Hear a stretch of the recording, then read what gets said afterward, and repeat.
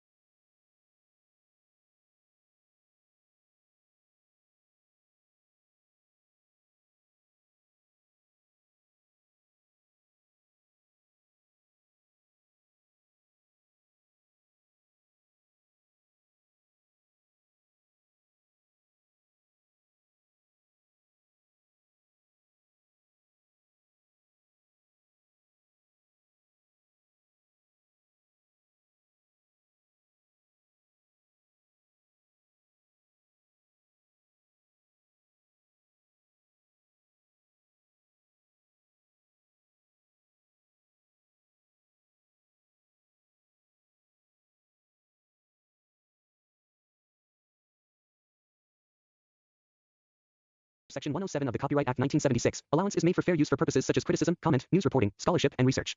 Fair use is a use permitted by copyright statute that might otherwise be infringing. Nonprofit, educational, or personal use tips the balance in favor of fair use. The world of Hawkins trembles in uneasy silence as Stranger Things Season 5 opens, carrying the heavy shadow of what came before and the anticipation of what lies ahead. The town that once embodied small-town innocence is now scarred and fractured, its people haunted by unseen terrors that seep through the thin veil separating their reality from the monstrous alternate dimension known as the Upside Down. The sense of finality permeates every corner of this narrative. The lights flicker not just as a signal of something sinister, but as a heartbeat of a dying world trying desperately to hold on. The Duffer Brothers craft this final season as a convergence of every emotional thread spun across the series. Friendship, fear, loss, courage, and the eternal battle between light and darkness. It is not merely the beginning of another adventure, it is the opening act of the endgame, where every decision feels weighted with consequence and every moment reverberates with echoes of the past. As the screen fades in, viewers are greeted by an atmosphere thick with tension, nostalgia, and melancholy. The familiar synth-driven score hums like a pulse beneath the surface, a musical reminder of how far these characters have come and how fragile their world has become. The camera glides across the devastated streets of Hawkins, where ash drifts through the air like snow, and the rift between worlds stretches across the horizon like a scar in the sky. Season 5 doesn't waste time trying to rebuild peace. Instead, it thrusts the audience into a space where survival and sacrifice are the only remaining truths. The tone is heavier, darker, and more reflective, not only of the story's stakes but also of the emotional maturity of its heroes, who have grown from naive kids into soldiers of a supernatural war that none of them chose to fight. The narrative begins by grounding itself in aftermath, the aftermath of the cataclysmic events that ended Season 4, where Vecna's curse tore Hawkins apart and unleashed chaos on both dimensions. The townspeople are in denial, blaming earthquakes or government experiments gone wrong. But those who know the truth, 11, Mike, Will, Dustin, Lucas, and the rest, understand that the cracks in reality cannot be patched by lies. The world has changed forever. The barrier between the Upside Down and the real world has weakened beyond repair, and something ancient, something conscious watches from the other side. The beauty of Stranger Things has always been its balance between the nostalgic warmth of the 1980s and the creeping dread of otherworldly horror, and in Season 5 that contrast becomes sharper than ever. The familiar glow of neon signs and arcade machines is now dimmed by fear. Laughter is replaced with quiet dread. The kids who once faced demogorgons with homemade weapons and walkie-talkies are now young adults standing at the edge of annihilation. The storytelling is intimate yet epic. The Duffer Brothers use each frame to remind viewers that this is not just a battle for Hawkins, but for the very soul of humanity. The beginning sequences show how every character has been reshaped by trauma.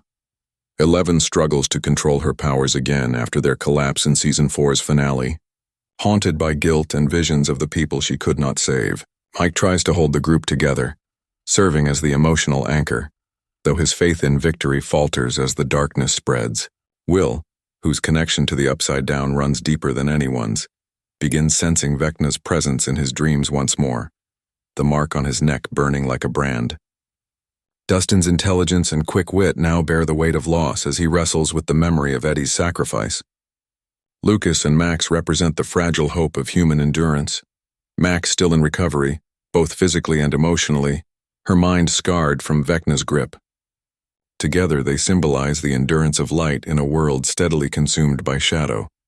The opening act of Season 5 is cinematic in scope, yet painfully human in emotion. The writers know this is the final chapter, and they let the story breathe in moments of silence and reflection. Scenes linger longer on faces, on trembling hands, on the unspoken words between friends who know that the next battle could be their last. The emotional core of the series has always been the bond between these characters, a chosen family forged through impossible odds. And Season 5 amplifies that bond into something mythic. Their friendship becomes the last weapon against despair. The contrast between innocence and destruction is striking. Where once these kids rode bikes through sunlit streets, now they walk through rubble and smoke. Yet their determination glows brighter in the darkness. They refuse to surrender, even as every sign points to inevitable doom. The phrase, "the beginning of the end," doesn't simply refer to the final fight against Vecna. It reflects the emotional journey of characters who have been forced to grow up too fast. The nostalgia that once defined Stranger Things now carries a bittersweet taste, a reminder of lost innocence and fleeting childhood. The production design reinforces this theme. Hawkins looks like a ghost town draped in memories. The once vibrant school hallways are empty. The movie theater boarded up. The forest silent except for distant echoes. The camera often lingers on objects from earlier seasons. A D&D board, a broken walkie-talkie, a burned photograph, as though the world itself is remembering what it used to be. The tone is elegiac, a love letter to the past and a farewell to a story that captured an entire generation. What makes this opening especially powerful is how it weaves the ordinary and the extraordinary. The Duffer Brothers never lose sight of the human element amid the spectacle. Even as supernatural storms gather, the story pauses to show characters cooking breakfast, fixing broken radios, writing letters to loved ones, acts of normalcy that become heroic in their defiance of despair. These moments remind the audience that behind every explosion of power, there is a heartbeat, a story, a person trying to hold on. 11's arc embodies this duality most strongly. She is both a weapon and a wounded child, a savior and a survivor. In Season 5's opening, she isolates herself once again, afraid that her powers bring only pain. Yet her isolation mirrors the larger state of Hawkins itself, cut off, trembling, waiting for dawn that may never come. The government subplot resurfaces too. Secret agencies scramble to contain what they can no longer understand. Rumors spread of quarantines, disappearances, and strange biological mutations near the rift. The military wants to weaponize the anomaly, while scientists argue that the only solution might be to destroy Hawkins completely. These conflicting human agendas add layers of tension, turning the story into a ticking time bomb. The characters stand not only against monsters from another dimension, but also against the paranoia and greed of their own world. The moral question deepens. What makes a monster? The creature beyond the gate, or the human who exploits fear for power? As the plot unfolds, the cinematography and soundtrack work hand in hand to evoke a haunting atmosphere. The music, composed by Kyle Dixon and Michael Stein, evolves from the nostalgic synths of early seasons into something grander, darker, almost symphonic. Each note feels like a requiem for the childhood the characters have lost. The lighting shifts between cold blues and fiery reds, visually symbolizing the clash between the upside down and the real world. The camera movements are slower, heavier, as though weighed down by history. There are callbacks to iconic scenes, flickering Christmas lights, bicycles under storm clouds, radios picking up static messages, but each callback now feels like a ghost of what once was. Season 5's opening is not about shock or surprise. It's about inevitability. The apocalypse has begun, and every character must face what that means. The narrative invites the audience to accept that endings can be beautiful in their own tragic way. It asks, if this is the last ride, how will they make it count? How will they make it count? The weight of destiny begins to settle on every member of the group as whispers of the upside down grow louder in their dreams and in the static of radios that should be silent. Each of them senses that the thin thread holding reality together is about to snap, yet no one dares say it aloud. The air in Hawkins feels charged, as if the town itself remembers every scream, every loss, every shadow that ever crawled through its streets. The Duffer Brothers shaped these early sequences like a slow-burning symphony, the rhythm of grief blending with the pulse of courage, the quiet before the storm stretched almost unbearably thin. Hopper, finally back from the hell of Russian prisons, becomes the embodiment of survival itself. His eyes carry the knowledge that monsters come in many forms, both human and otherworldly. His reunion with Joyce is tender but heavy with unspoken fears. Together they anchor the adult world of the story, reminding viewers that heroism is not about superpowers but endurance. Meanwhile, the younger characters, no longer children but not yet hardened adults, stand at the crossroads between fate and freedom. Their conversations are filled with awkward pauses, their jokes forced, their laughter echoing like ghosts of the past. They try to talk about college, about music, about anything except the truth that the end has already begun. What gives the beginning of Season 5 its emotional depth is the collision between ordinary teenage life and cosmic horror. The writers refuse to let the supernatural drown out the personal. A small scene of Will painting in his room holds as much tension as a battle with a demogorgon, because that painting carries his longing to be understood, and his silent knowledge that he might not survive what's coming. 11 miles away, struggles to rediscover herself in isolation. She stands before a mirror, watching the faint shimmer of power that still sparks behind her eyes, wondering if it's a gift or a curse. The mirror becomes a metaphor for the entire season: reflection and distortion, identity and illusion. Her journey from fear to purpose begins here, in this fragile quiet where she must decide whether she controls her powers or they control her. The emotional language of the show matures. Silence says more than dialogue. Glances replace speeches. Even small details, the way a light bulb hums, the way dust hangs motionless in a beam of sunlight, speak of a world suspended between moments, waiting for something to break. As the first act progresses, rumors begin to spread through Hawkins of strange lights in the forest, animals disappearing, and people dreaming the same dream, a red sky over a field of bones. The dream sequence that follows is one of the most visually striking in the series. The camera moves through a desolate Hawkins mirrored in the upside down, where every familiar landmark decays into monstrous versions of itself. The school clock ticks backward, the arcade machines bleed static, and from the sky fall sparks of ash that hiss like whispers. In the center of this nightmare stands Vecna, half human, half shadow, his voice echoing through the ruins like thunder. His words are not threats but promises, that the end will not come with fire but with silence, that he will erase memory itself. When Will awakens from the dream, sweat-soaked and trembling, the audience understands that the war has already begun, only invisibly. The government subplot deepens the dread. News broadcasts speak of environmental anomalies and seismic rifts, but the tone of the officials is hollow, rehearsed. Conspiracy theories erupt across the nation. Some call Hawkins cursed, others claim divine punishment. In underground bunkers, scientists debate the ethics of sealing the gate once and for all, knowing it could obliterate the town. The clash between secrecy and survival becomes a central theme. Stranger Things has always balanced nostalgia with critique, and here it sharpens its gaze at authority, the way institutions exploit fear, the way truth becomes a casualty in times of crisis.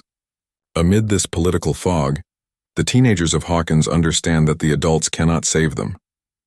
They have carried this truth since Season 1, but now it feels final. The burden of the world rests again on their shoulders. Visually, the season's beginning is drenched in symbolic imagery. Red skies signifying both doom and rebirth, Light breaking through cracks is a metaphor for hope bleeding out of darkness. The Upside Down itself begins to transform. Its landscapes grow more unstable, its creatures more desperate, as though Vecna's dominion is no longer enough to contain the chaos he unleashed. The duality between worlds becomes literal. Sometimes the line between them flickers mid-scene, causing characters to step between realities without noticing.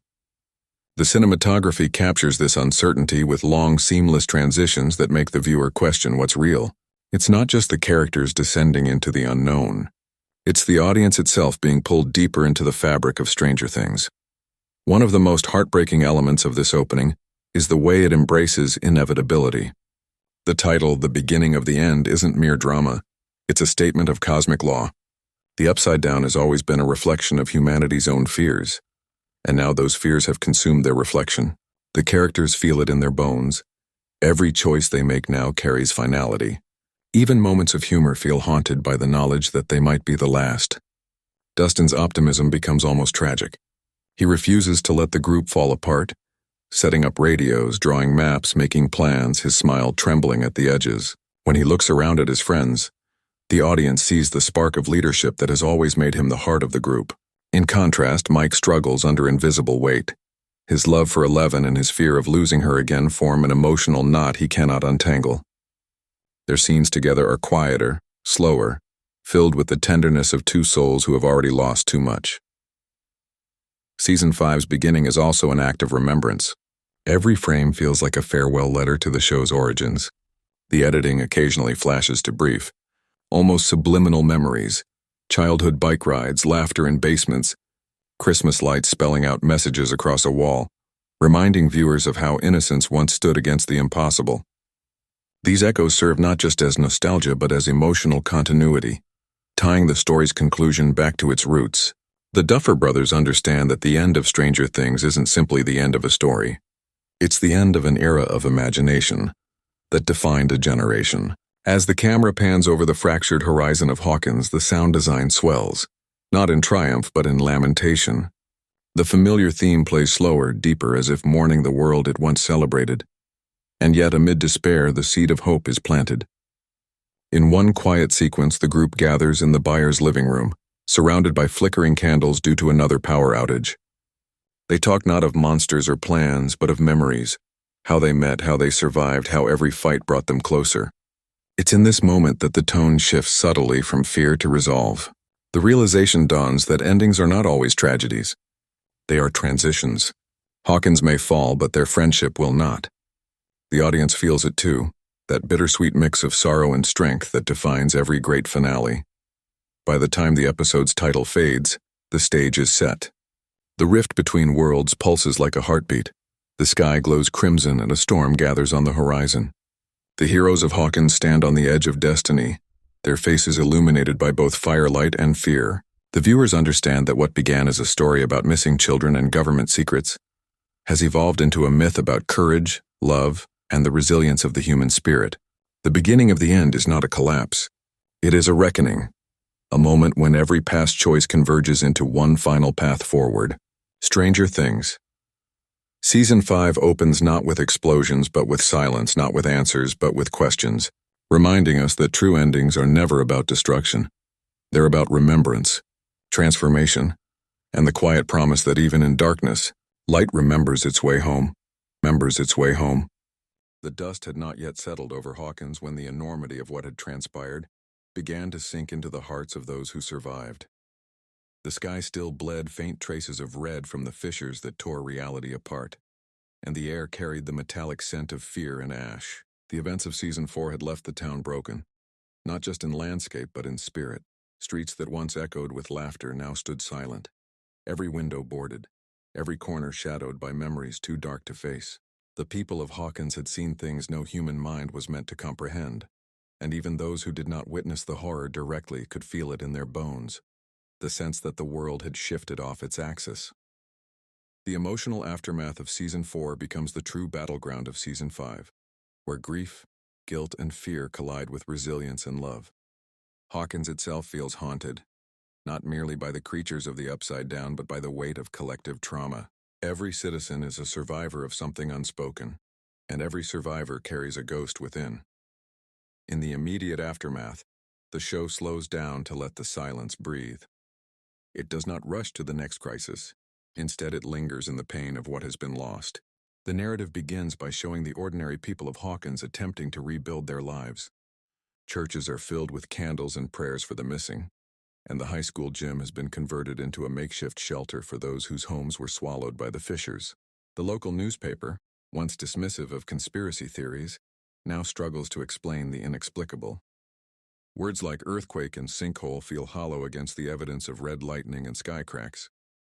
The town's denial is its only defense mechanism, but for the main characters, denial is impossible. They have seen the face of Vecna. They have watched friends die. The emotional tension of Season 5's beginning is not driven by monsters lurking in the dark, but by grief lurking in the heart. 11 is perhaps the most shattered of them all. Her powers, once a source of confidence, now feel like a curse. The guilt of not being able to save Max consumes her, and she replays the final moments of Season 4 over and over in her mind. In quiet scenes, she sits alone, staring at her trembling hands, questioning the cost of power. The Duffer Brothers use these moments to explore the weight of heroism. 11 has always been the weapon, the savior, the miracle child. But now she is simply a girl mourning the people she could not protect. Her emotional arc becomes a mirror for the entire group's trauma. The strength she once drew from friendship feels distant. Isolation creeps in, wrapping around her like the tendrils of the Upside Down. Her struggle is no longer about fighting monsters, but forgiving herself. Meanwhile, Mike faces a different kind of burden. He feels powerless watching the person he loves retreat into silence. He tries to fix things with words, with gestures, with his usual optimism, but every attempt feels small against the vastness of what they've lost. His faith in 11 is unshaken, but his faith in himself wavers. Their relationship becomes a study in endurance, the attempt to hold on when everything else has fallen apart. The show portrays this fragility with tenderness rather than melodrama. A simple scene of Mike placing a hand on 11's shoulder conveys more emotion than any declaration of love could. Their silence becomes shared language, their grief a mutual confession. Will Byers, forever tied to the darkness of the Upside Down, begins to feel the pull again. The tingling in his neck, the whispers in his dreams, signs that Vecna's influence is not gone but dormant.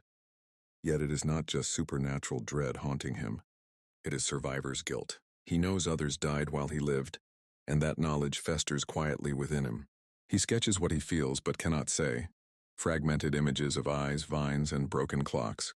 His art becomes a confession of fear and longing, a reflection of how trauma expresses itself when words fail. His friends see the drawings but do not understand the full depth of their meaning, and so Will remains alone even in a room full of people. The show captures this loneliness with remarkable realism, blending horror and psychology seamlessly.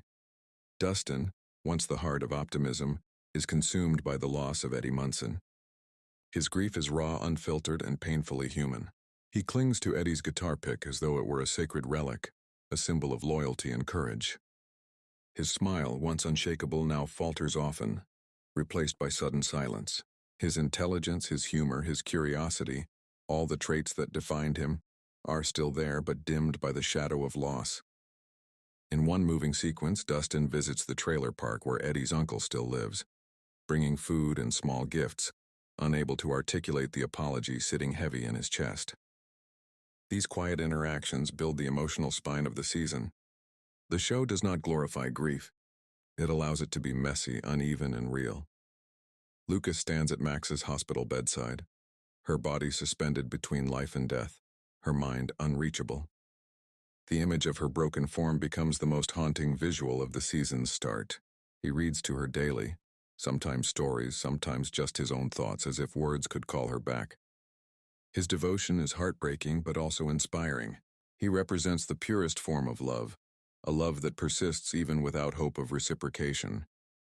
His pain connects the audience to the story's central truth, that courage is not the absence of fear, but the persistence of love despite it. Through Lucas, the show demonstrates that the aftermath of trauma does not always manifest in battle scars. Sometimes it lives in the quiet endurance of those who refuse to stop caring. Across Hawkins, survivors form invisible networks of empathy, People share stories at candlelight vigils, strangers hug in grocery store aisles, and old enemies put aside grudges. There is beauty in this collective mourning, a sense that humanity itself resists the encroaching darkness. Yet beneath the surface, paranoia festers. Conspiracy groups form, spreading wild rumors about secret portals and government weapons. Fear begins to divide what grief had momentarily united. The emotional landscape of Season 5 is a reflection of this duality, solidarity and suspicion coexisting uneasily. Joyce and Hopper provide the emotional anchor for the adult storyline. Their relationship, tested by distance, war, and death itself, finds fragile stability. Hopper's trauma from imprisonment still lingers, his nightmares filled with chains and frozen wastelands, but Joyce becomes his light. Together, they try to rebuild a sense of normalcy for the children, though both know normal no longer exists. Their conversations are soft, their gestures deliberate, their love mature. It is the kind of bond forged in survival, one that needs no grand declarations. Through them, the series explores what it means to live after the world ends. Not in apocalypse, but in the slow erosion of safety and trust. The psychological tone of these episodes is unlike anything the show has done before. Stranger Things, once defined by adventure and discovery, now feels introspective, even poetic.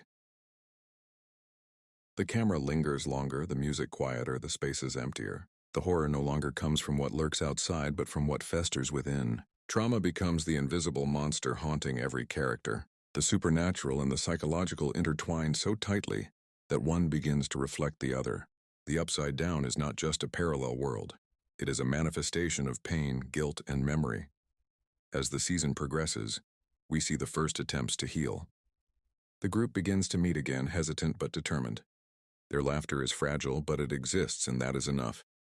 They talk about the past, not the monsters, but the good moments. Their first D&D game, their first victory, their first friendship. These recollections act as emotional oxygen, reminders that light once existed and can exist again. Slowly, bonds begin to mend. 11 starts training once more, not to destroy but to understand her power. Will opens up to Mike about his fears. Dustin begins mentoring younger kids at school, channeling his grief into guidance. Lucas continues to wait for Max, his faith becoming a quiet prayer that threads through the entire narrative. The town of Hawkins, however, does not heal so easily. Strange phenomena continue. Lights flicker, animals vanish, and whispers echo through the forest. People feel watched and nightmares spread like contagion. The trauma of Season 4 has become part of Hawkins' DNA, shaping its culture and psyche. The emotional aftermath is not just internal. It manifests in the town's behavior, in the way people look over their shoulders, in how children avoid playing outside. Hawkins becomes a metaphor for a wounded soul, outwardly functioning, inwardly fractured. And yet, amid the sorrow, there are sparks of defiance. The characters begin to realize that healing and resistance are one and the same. Every act of kindness becomes an act of rebellion against despair. When the group gathers for movie night, when they laugh despite everything, when they plan one last stand, not out of hope of winning, but out of refusal to surrender, that's when Stranger Things transcends its genre. It ceases to be a story about monsters and becomes a story about humanity. By the end of this emotional chapter, the viewers understand that the battle ahead will not only be fought in the real world or the Upside Down, but also within the hearts of those who have suffered. The emotional aftermath of Season 4 becomes the emotional foundation of Season 5. Hawkins may never return to what it was, but its people carry something stronger than nostalgia. They carry endurance. The cracks in the town mirror the cracks in their souls, yet from those cracks light begins to shine. The pain that once divided them now binds them in shared purpose. This is the quiet revolution of Stranger Things Season 5. That grief, when faced with courage, becomes strength. That loss, when shared, becomes love. And that even after unimaginable horror, the human spirit, battered, scarred, and trembling, still remembers how to rise. The silence after Vecna's apparent defeat is deceptive, a stillness that feels more like inhalation than peace, as if the world itself is holding its breath before a scream. His presence lingers in every tremor of the earth, in every shadow that stretches too long, in every dream that turns suddenly cold. Season 5 does not resurrect Vecna with spectacle, but with inevitability. From the very first moments, there is a sense that he never truly left. that the cracks running through Hawkins are not merely rifts in the ground, but veins through which his consciousness seeps back into reality. The Duffer Brothers craft his return as both myth and contagion, something whispered before it is seen, something felt before it is understood. The human characters sense it long before the audience witnesses it. Lights flicker in rhythm, clocks tick at impossible intervals, and radios hum with low, dissonant tones that sound disturbingly like breathing. It becomes clear that Vecna's essence has intertwined with the Upside Down itself. He is no longer a singular being, but a network of will spread across dimensions. His evolution from Henry Creel to Vecna was always about transformation through pain. But Season 5 pushes that evolution beyond the physical. He becomes thought itself. Resentment given shape, hatred turned omnipresent. The narrative treats him less as a villain to be killed, and more as an infection of consciousness that must be confronted within as well as without. In fragmented visions, Will feels him first. When he touches a wall in the ruined school, it pulses faintly beneath his palm. Alive with a rhythm that matches his heartbeat, the realization dawns that Vecna is rebuilding himself using memory, harvesting emotion as energy. Every nightmare in Hawkins becomes a brick in his resurrection. The show uses this concept to explore the terrifying resilience of evil, the idea that hatred, once born, does not die but evolves until it finds new form. As his influence spreads, people in Hawkins begin to experience collective hallucinations. Entire neighborhoods wake to the sound of distant chimes even though no clock exists. Children draw shapes they've never seen before, spirals, vines, eyes without pupils. The local authorities dismiss it as stress, but the audience knows better. Vecna has learned subtlety. Where once he hunted individuals, now he seeps into the subconscious of an entire town. His voice, when it returns, is softer, more composed, stripped of rage and filled with cold certainty. He no longer threatens, he explains. Through eerie monologues that bleed into dreams, he speaks of balance, of cleansing, of a world that must be remade to eliminate weakness. His calmness is more terrifying than his fury. Evil, Stranger Things reminds us, does not always roar. Sometimes it whispers. Visually, his reemergence is rendered through decaying beauty. The Upside Down begins to shimmer with bioluminescent veins, glowing like arteries beneath translucent skin. It looks almost alive, almost divine, until the camera zooms closer and reveals that the light is feeding off the remnants of human memories. The Duffer Brothers use color to signify his progression. The crimson palette of Season 4 fades into deep violet, representing corruption disguised as rebirth. Each time a portal flickers open, it is less violent, more organic, as though the boundary between worlds is dissolving naturally. The horror becomes existential. Vecna is no longer trying to conquer Hawkins. He is trying to merge with it, to erase the distinction between nightmare and reality. The emotional core of his evolution lies in contrast with 11. Both were forged by trauma, both manipulated by power, both searching for belonging. Yet where 11 found connection through empathy, Vecna found purpose through control. Season 5 emphasizes this dichotomy by paralleling their internal journeys. 11's nightmares are laced with flashes of his perspective. His childhood in the Creel house, his time in the lab, the moment he was cast into the Upside Down. These memories come not as exposition, but as emotional echoes, forcing her to feel fragments of his despair and rage. She begins to realize that their connection is deeper than battle. They are mirror images of each other, two sides of the same broken design. The show's writing turns philosophical here, questioning whether evil is inherent or engineered, whether a monster is born or made. When Vecna finally manifests physically, it is not with the shock of resurrection, but with the inevitability of decay. His body appears incomplete, woven from the organic matter of the Upside Down and the psychic residue of his victims. He is grotesque yet strangely regal, like a fallen angel sculpted from ruin. His voice echoes not just through space, but through thought. When he speaks, radios crackle, mirrors tremble, and blood rushes to the ears of those who listen. The camera does not flinch from him. Instead, it studies him like a tragic artifact.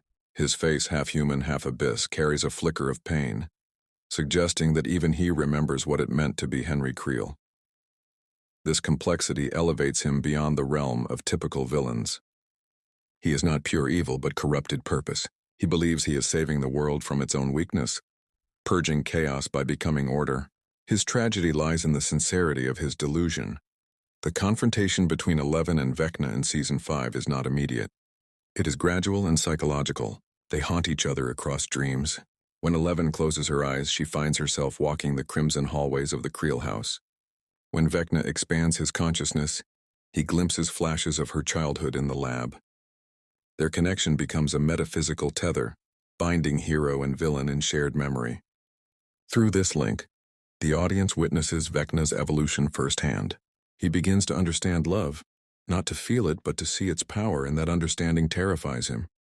For the first time, he recognizes the possibility of something stronger than control. His response is to eradicate it. He manipulates the minds of Hawkins's citizens, turning love into guilt, friendship into blame. Couples fight, families fracture, friends doubt one another. Vecna weaponizes emotion itself, proving that the most efficient way to destroy humanity is to make it destroy itself. Meanwhile, the group scrambles to interpret the signs of his return. Dustin's scientific curiosity resurfaces, though now tempered by caution. He analyzes electrical patterns, discovering rhythmic pulses that match the intervals of Vecna's old clock chimes. Will confirms that the pulses correspond to moments of mass hallucination.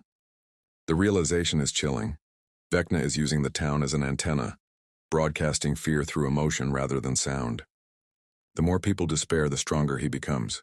This discovery reframes the stakes of the entire season. The battle is no longer about closing gates, but about reclaiming hope. Visually, Hawkins transforms under his influence. Vines creep along walls in geometric patterns, forming what looks almost like circuitry.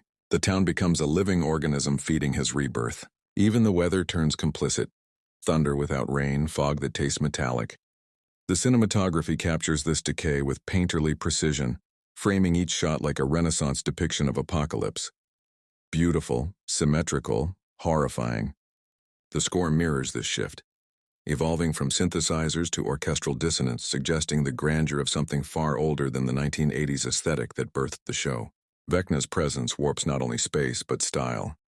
As he gains strength, his memories begin to blur with those of his victims. He sees flashes of Eddie's final moments, hears Max's screams, feels Hopper's determination. These glimpses unsettle him. For the first time, empathy threatens to breach his armor. He dismisses it as weakness, but the audience senses cracks forming. His evolution, paradoxically, makes him more human. In a haunting scene, he stands before a mirror made of living vines, his reflection flickering between Henry Creel and the creature he has become. He whispers to his own image, asking whether he is God or ghost. The mirror offers no answer, only distortion. Offers no answer, only distortion. When Vecna finally reveals himself to the heroes, it is through their minds rather than their eyes. Each of them experiences a hallucination, tailored to their deepest regret. Mike sees himself failing to protect 11. Dustin relives Eddie's death. Lucas watches Max fade again and again. Vecna uses these visions not merely to torment but to feed, drawing power from emotional collapse. The brilliance of this narrative device lies in how it turns inner demons into literal threats. The show externalizes grief, proving that healing is not optional, it is survival. 11, upon realizing this, begins to fight him not by resisting but by remembering love.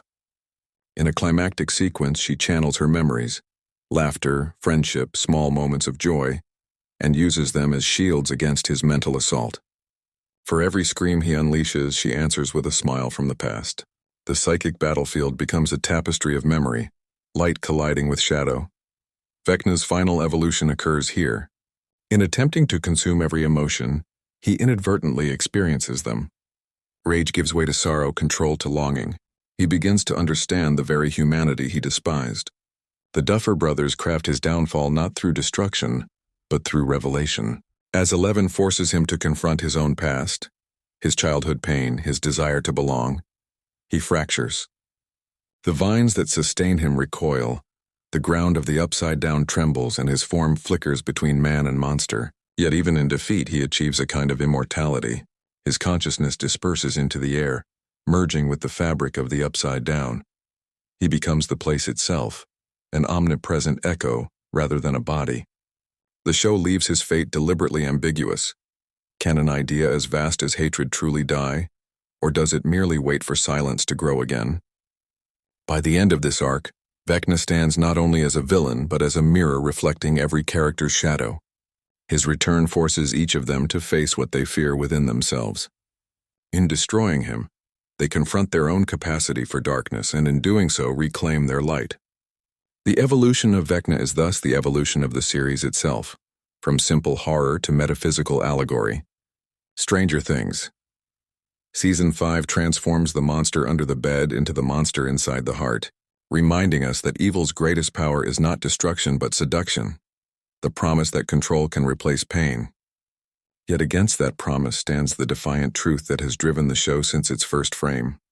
Love, no matter how fragile, is the one force Vecna can never fully understand, and therefore never defeat. From the very beginning of Stranger Things, Eleven's story has been one of transformation, of a child turned weapon, of a weapon turned human, and of a human who must now decide what her humanity truly means. Season 5 begins not with triumph but with burden. The weight of loss, of friends nearly broken, of a world on the verge of collapse rests entirely on her shoulders. She has saved the world before, but this time the stakes feel different. It is no longer about stopping a monster. It is about defining who she is without one. Her powers, once the source of her identity, have become chains that bind her to a past she cannot escape. In the quiet moments that open the season, we see her trying to live normally, attempting to blend into a world that still fears her difference. The Duffer Brothers craft these scenes with painful intimacy. 11 in a small kitchen attempting to cook, smiling awkwardly as she burns toast. Every small failure feels monumental because she is trying to be human, and humanity for her is far more difficult than telekinesis. But beneath the mundane surface, her mind remains haunted.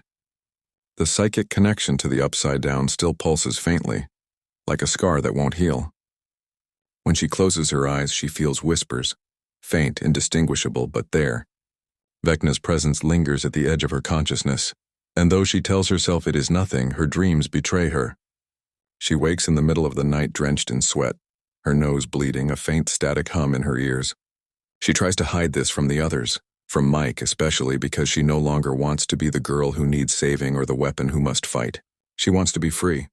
Yet freedom, Stranger Things reminds us, comes at a price. Her journey in Season 5 becomes an exploration of identity stripped bare. Without certainty in her powers, without the lab to define her, without a clear enemy, who is she? The series takes her back to the beginning, not physically to the lab, but emotionally to that frightened child who didn't understand the world outside her cage. 11 begins to question not only her strength but her morality. She remembers the lives she's taken, the destruction she's caused in the name of protection, and it eats at her. The story frames this not as guilt but as awakening. For the first time, she realizes that every act of power carries consequence. She wonders if her mother, broken and lost in madness, foresaw this. The fragments of memories from her mother's mind, flashes of light, screams, the word home, return in new context. Home, she realizes, was never a place. It was people, and people can be lost. When Hawkins begins to tremble again, when the sky darkens and the familiar hum of the Upside Down threatens to return, 11 feels the old instinct to fight rise within her, but she hesitates. She knows that every time she uses her power, she feeds the connection between her and Vecna. Her power is both weapon and weakness. This paradox defines her arc. To save the world, she may have to sacrifice the very thing that makes her extraordinary. The writers use this conflict to dig into questions of autonomy and destiny. Is 11 powerful because she chooses to be or because the world demands her to be? Does she owe her gift to others or to herself? Her relationship with Mike deepens in unexpected ways during this crisis. The two of them, once symbols of innocent young love, now navigate the complexities of adulthood under impossible circumstances. Mike wants to protect her, but 11 no longer wants protection. She wants partnership. Their arguments reflect this shift. She accuses him of seeing her as a savior rather than as a person, and he struggles to separate admiration from dependency. The emotional maturity of these exchanges grounds the season in humanity, even amidst cosmic horror. Love for 11 becomes both anchor and mirror. It forces her to confront who she is beyond her powers. She begins to understand that real strength comes not from lifting trucks or closing gates, but from vulnerability, from choosing connection over isolation. As the threat of Vecna grows clearer, 11 returns to training. But this time it is not Papa's sterile environment. nor a government-controlled lab. It is a field outside Hawkins, surrounded by friends who refuse to let her fight alone. Here the cinematography shifts from cold blues and grays to warmer golden tones. The contrast signifies not power regained, but power redefined. She meditates under the open sky, hearing not orders but encouragement. Lucas and Max, Hopper and Joyce, all remind her of her humanity. Each of them represents a piece of the world she fights for. The Duffer brothers use this ensemble dynamic to highlight how far she has come, from isolation to community, from silence to voice. Yet the psychic training sequences also reveal the cost of evolution. Every time she reaches into the void, she risks becoming it. The Upside Down calls to her like an echo that promises understanding. "You and I are the same," Vecna's voice whispers in her dreams, not as threat but as truth. She sees visions of herself within that darkness, an alternate 11, colder, emotionless, using her powers without restraint. These visions terrify her because they reveal what she could become. The line between hero and monster blurs. The show makes clear that her final battle is not just against Vecna, but against the possibility of becoming him. In one of the season's most haunting sequences, 11 enters the mindscape voluntarily to find Vecna's growing influence. She walks through a version of Hawkins overrun by decay, buildings breathing, the air shimmering with heat. She encounters memories that are not hers, scenes from Henry Creel's childhood, moments from the lab, even echoes of her own younger self. The environment feels sentient, responding to her emotions. When she feels fear, the world darkens. When she feels hope, the light returns. This interplay of emotion and reality visualizes her inner struggle beautifully. The Duffer brothers turn psychology into spectacle. She realizes that to win, she must not suppress her emotions but embrace them. Her power has always been linked to feeling.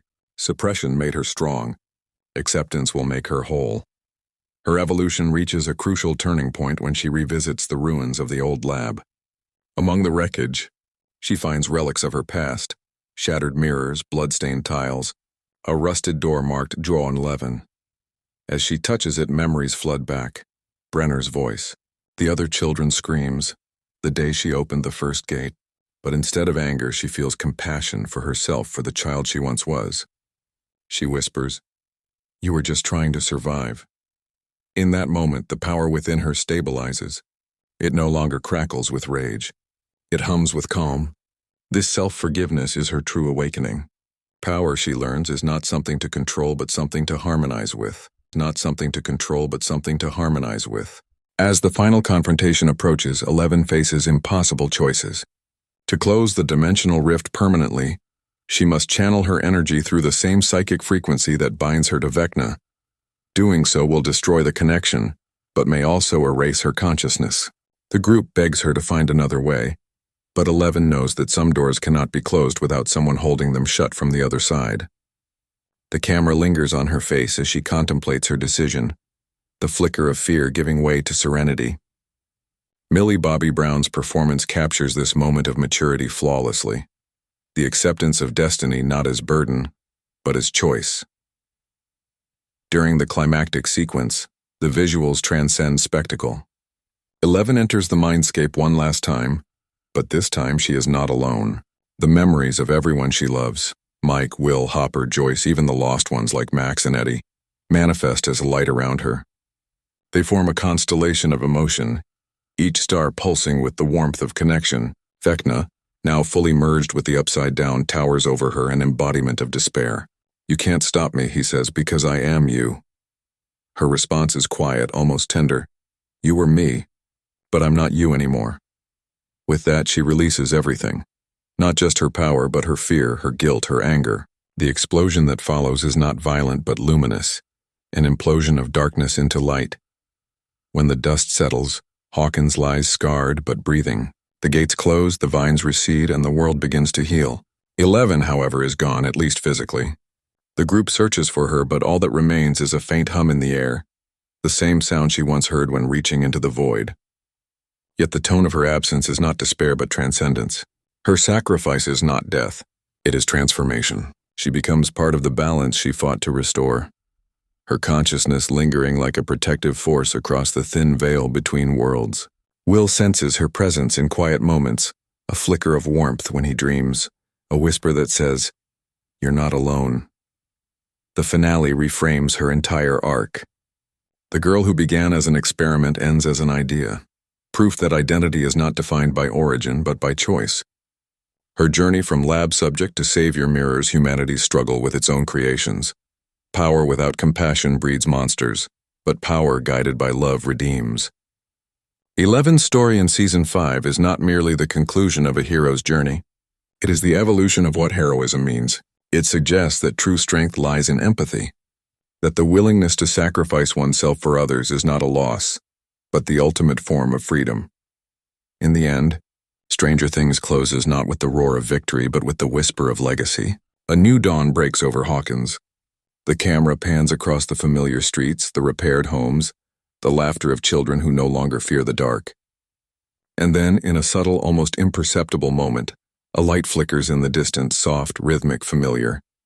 It is not a threat but a reminder. Power never truly disappears. It changes form.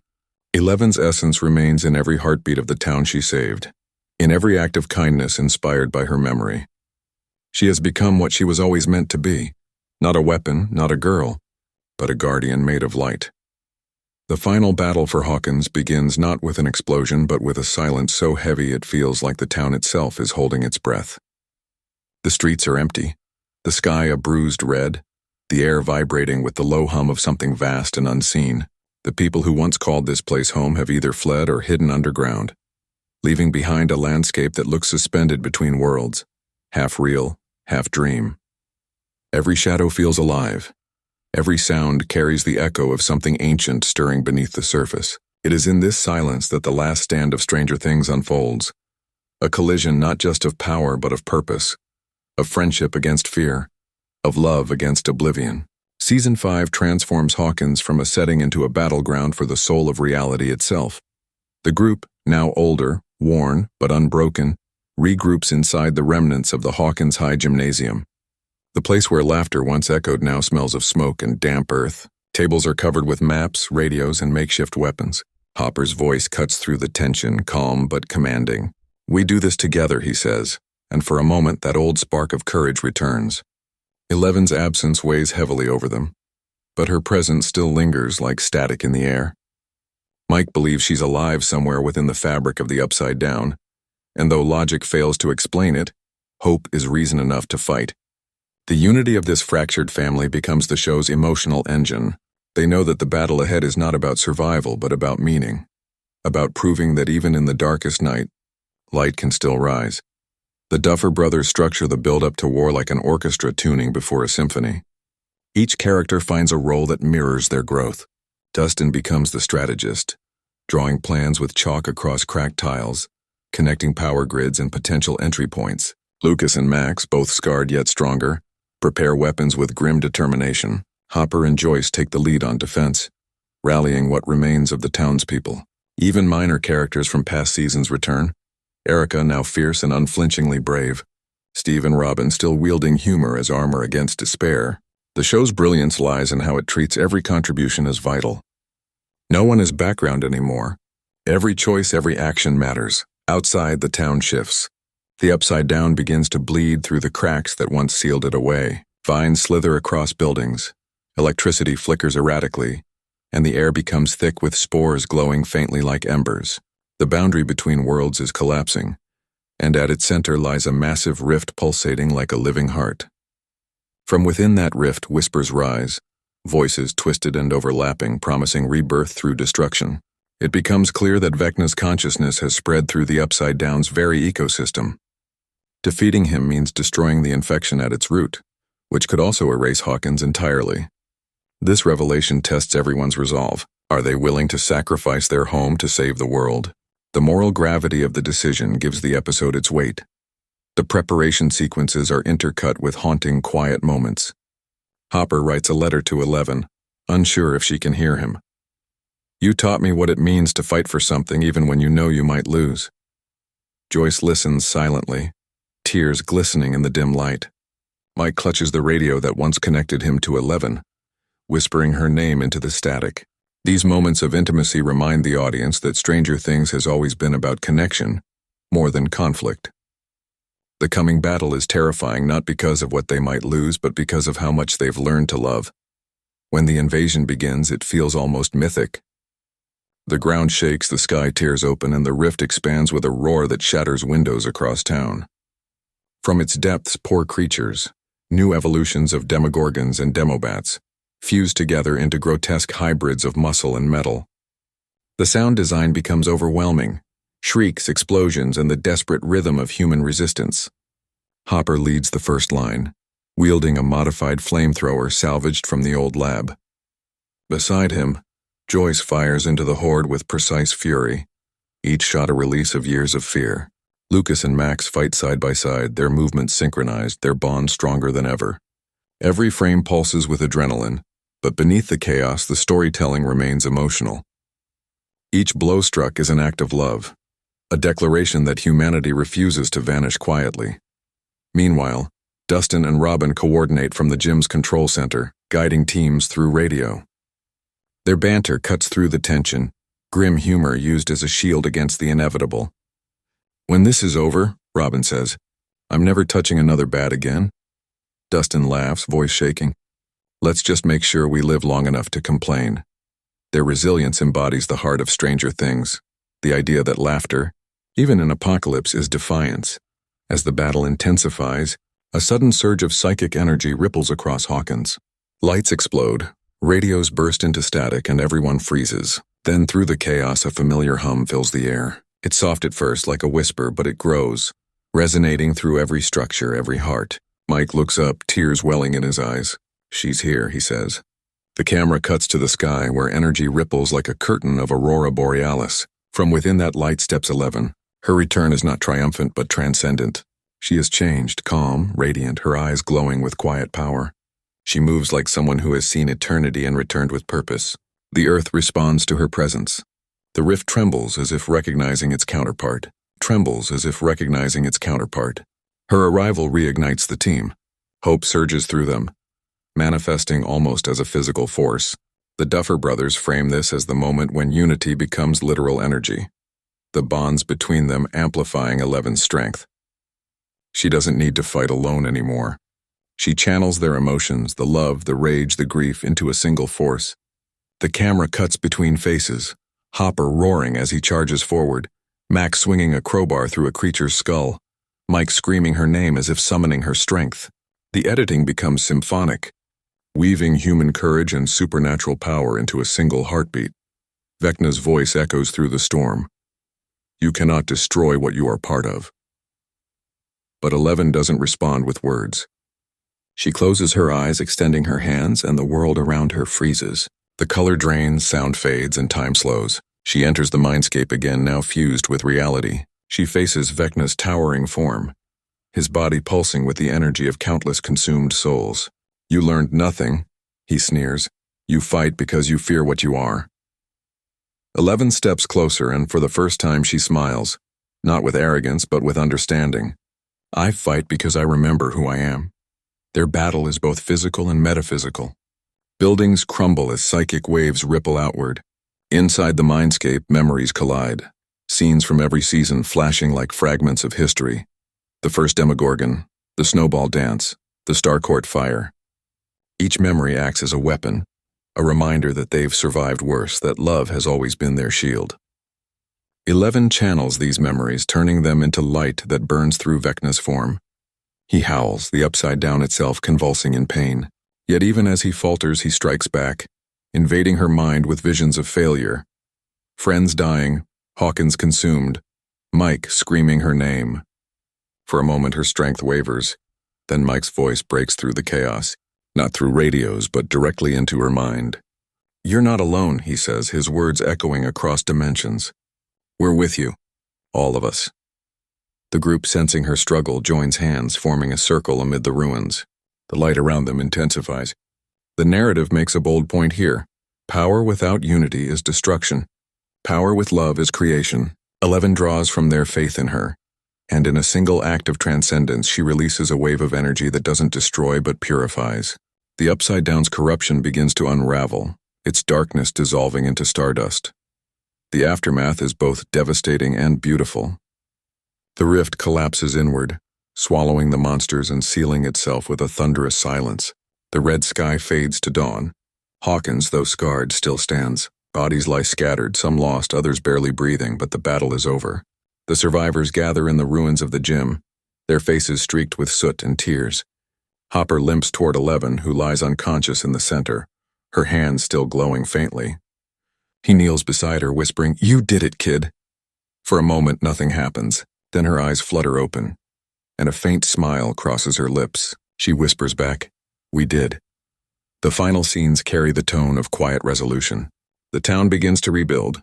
News reports label the event an earthquake, but the people who lived it know better. Hawkins becomes a place of legend, a scarred monument to resilience. The camera lingers on familiar locations: the buyer's old house, the school, the forest where everything began. Each space feels sacred now, haunted not by fear but by memory. The kids, no longer kids, stand together on the hill overlooking the town. The wind rustles through the grass. "Feels different," Dustin says. Mike nods. "It is." Their silence says what words cannot. They have grown, changed, survived. In the final shot, 11 stands alone at the edge of the forest. The sunlight catches her hair, and for the first time she looks at peace. She closes her eyes, feeling the hum of the world, not the upside down, but life itself. Somewhere deep below, in the fading remnants of the other dimension, a faint light flickers. Not red, but gold. A symbol of balance, not threat. The camera pulls back, showing Hawkins whole once more, then fades to black. The ending encapsulates everything Stranger Things has stood for. A story about ordinary people facing extraordinary darkness, about friendship as the ultimate weapon, about the courage to hope when hope seems lost. The battle for Hawkins becomes a metaphor for the battle within every person, to choose unity over division, love over fear. The Duffer Brothers close their saga not with spectacle but with sincerity, reminding us that every end is also a beginning, and that sometimes the greatest victory is simply surviving together. When the dust settles after the final battle, Hawkins breathes again, but the silence that follows is uneasy, fragile, and thick with unanswered questions. The cracks that once bled darkness now lie dormant, but no one dares to call them healed. The Upside Down has always been more than a place. It is a reflection, a shadow of human emotion, a living echo of what the world tries to bury. Season 5 confronts this truth head-on, asking not whether the Upside Down can be destroyed, but whether it should be. The aftermath of Vecna's defeat leaves behind a strange equilibrium. The monsters are gone, the rifts closed, yet something still stirs beneath the surface. Hawkins feels different, as though reality itself has been rewoven, looser at the seams. The survivors sense it first in the small things, the hum of electricity that lingers too long, the faint shimmer on puddles at night, the dreams that feel too vivid to be dreams. The world has changed, and so has its other half. In the weeks that follow, the town struggles to rebuild. Houses are patched, streets cleared, and yet a subtle unease hums through every conversation.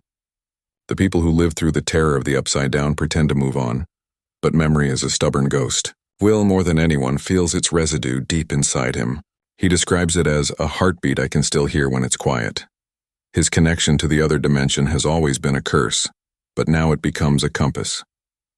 The Duffer Brothers use Will as the emotional lens through which the audience glimpses the fate of the Upside Down. He dreams of landscapes bathed in dim gold light instead of red, of vines that move not with menace but with purpose. The place he once feared begins to evolve, its rage cooling into melancholy. It is as if, with Vecna's fall, the Upside Down is learning to exist without hatred. Hopper, ever the pragmatist, refuses to trust silence.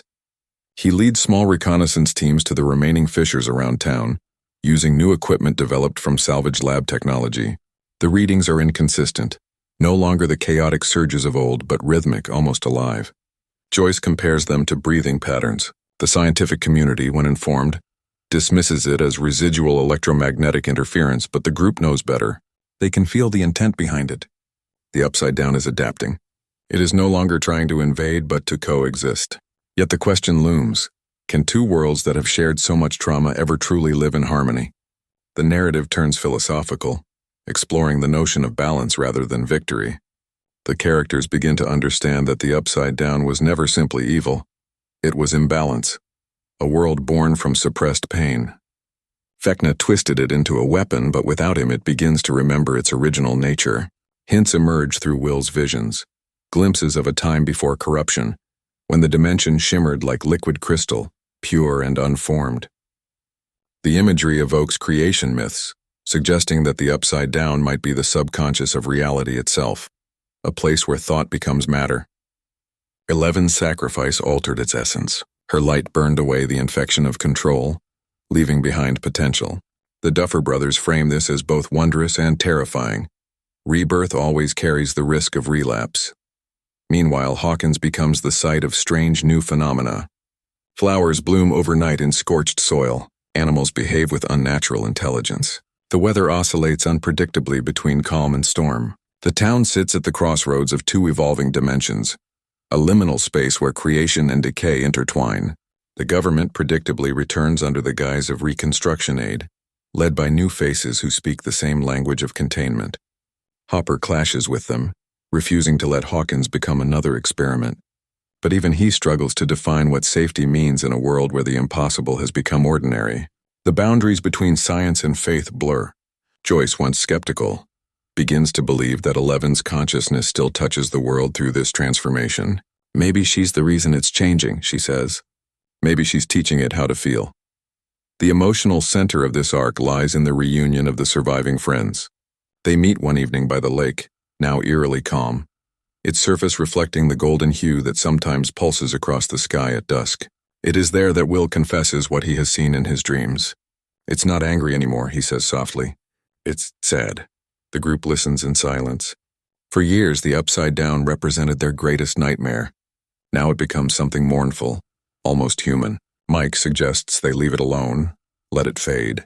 But Will shakes his head. It doesn't want to fade. It wants to be understood. This realization reframes their relationship with the other world. The enemy is gone, but empathy remains. Stranger Things transforms horror into healing.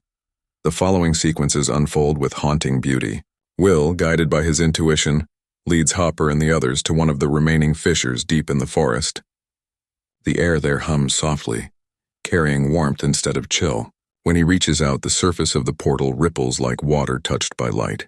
Instead of darkness, it reveals glimpses of shifting landscapes, fields of crystal, rivers that flow upward, silhouettes moving gracefully in the distance. It is the Upside Down reborn, cleansed of Vecna's poison. 11's energy has rewritten its laws. The Duffer Brothers use this moment to convey the theme of renewal. Even the darkest realities can change when touched by compassion. Yet the moment is bittersweet. Entering that realm could destabilize both worlds again, but leaving it untended might allow old corruption to return. The characters face a moral dilemma with no clear answer. Hopper decides that some truths must remain beyond reach, but Will disagrees. It's part of us, he insists. If we ignore it, we'll make the same mistake again. His words echo 11's old struggle, to accept rather than suppress. Eventually they compromise. They will study it, not to control it, but to understand it. Dustin and Robin set up a small observation station using modified lab tech, monitoring fluctuations in the barrier. Their findings are startling. The Upside Down's energy resonates with human emotion. When the town feels fear, the readings spike. When joy spreads, during festivals, laughter, reconciliation, the readings stabilize into harmonious patterns. Hawkins, it seems, has become symbiotically linked with its reflection. Humanity and its shadow now share a heartbeat. This concept becomes the philosophical climax of the series.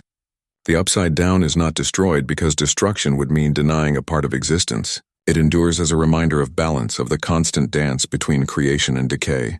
The imagery throughout these final episodes reflects that balance. Sunlight filtering through dust, vines intertwined with flowers, the red glow of the other world softening into gold. Even the score evolves, blending the eerie synths of earlier seasons with orchestral warmth, suggesting reconciliation rather than tension. In a quiet scene that feels like a farewell, Will sits alone in his room, painting. His canvas depicts both worlds merging at the horizon, the real and the Upside Down, their colors bleeding into one another. Maybe it was never about closing it, he murmurs. Maybe it was about learning to live with it. His words encapsulate the wisdom the series has earned over years of loss and survival. The Upside Down becomes not a monster to defeat, but a mirror held up to humanity, reflecting the pain we refuse to face. By accepting that reflection, the characters and the audience find peace.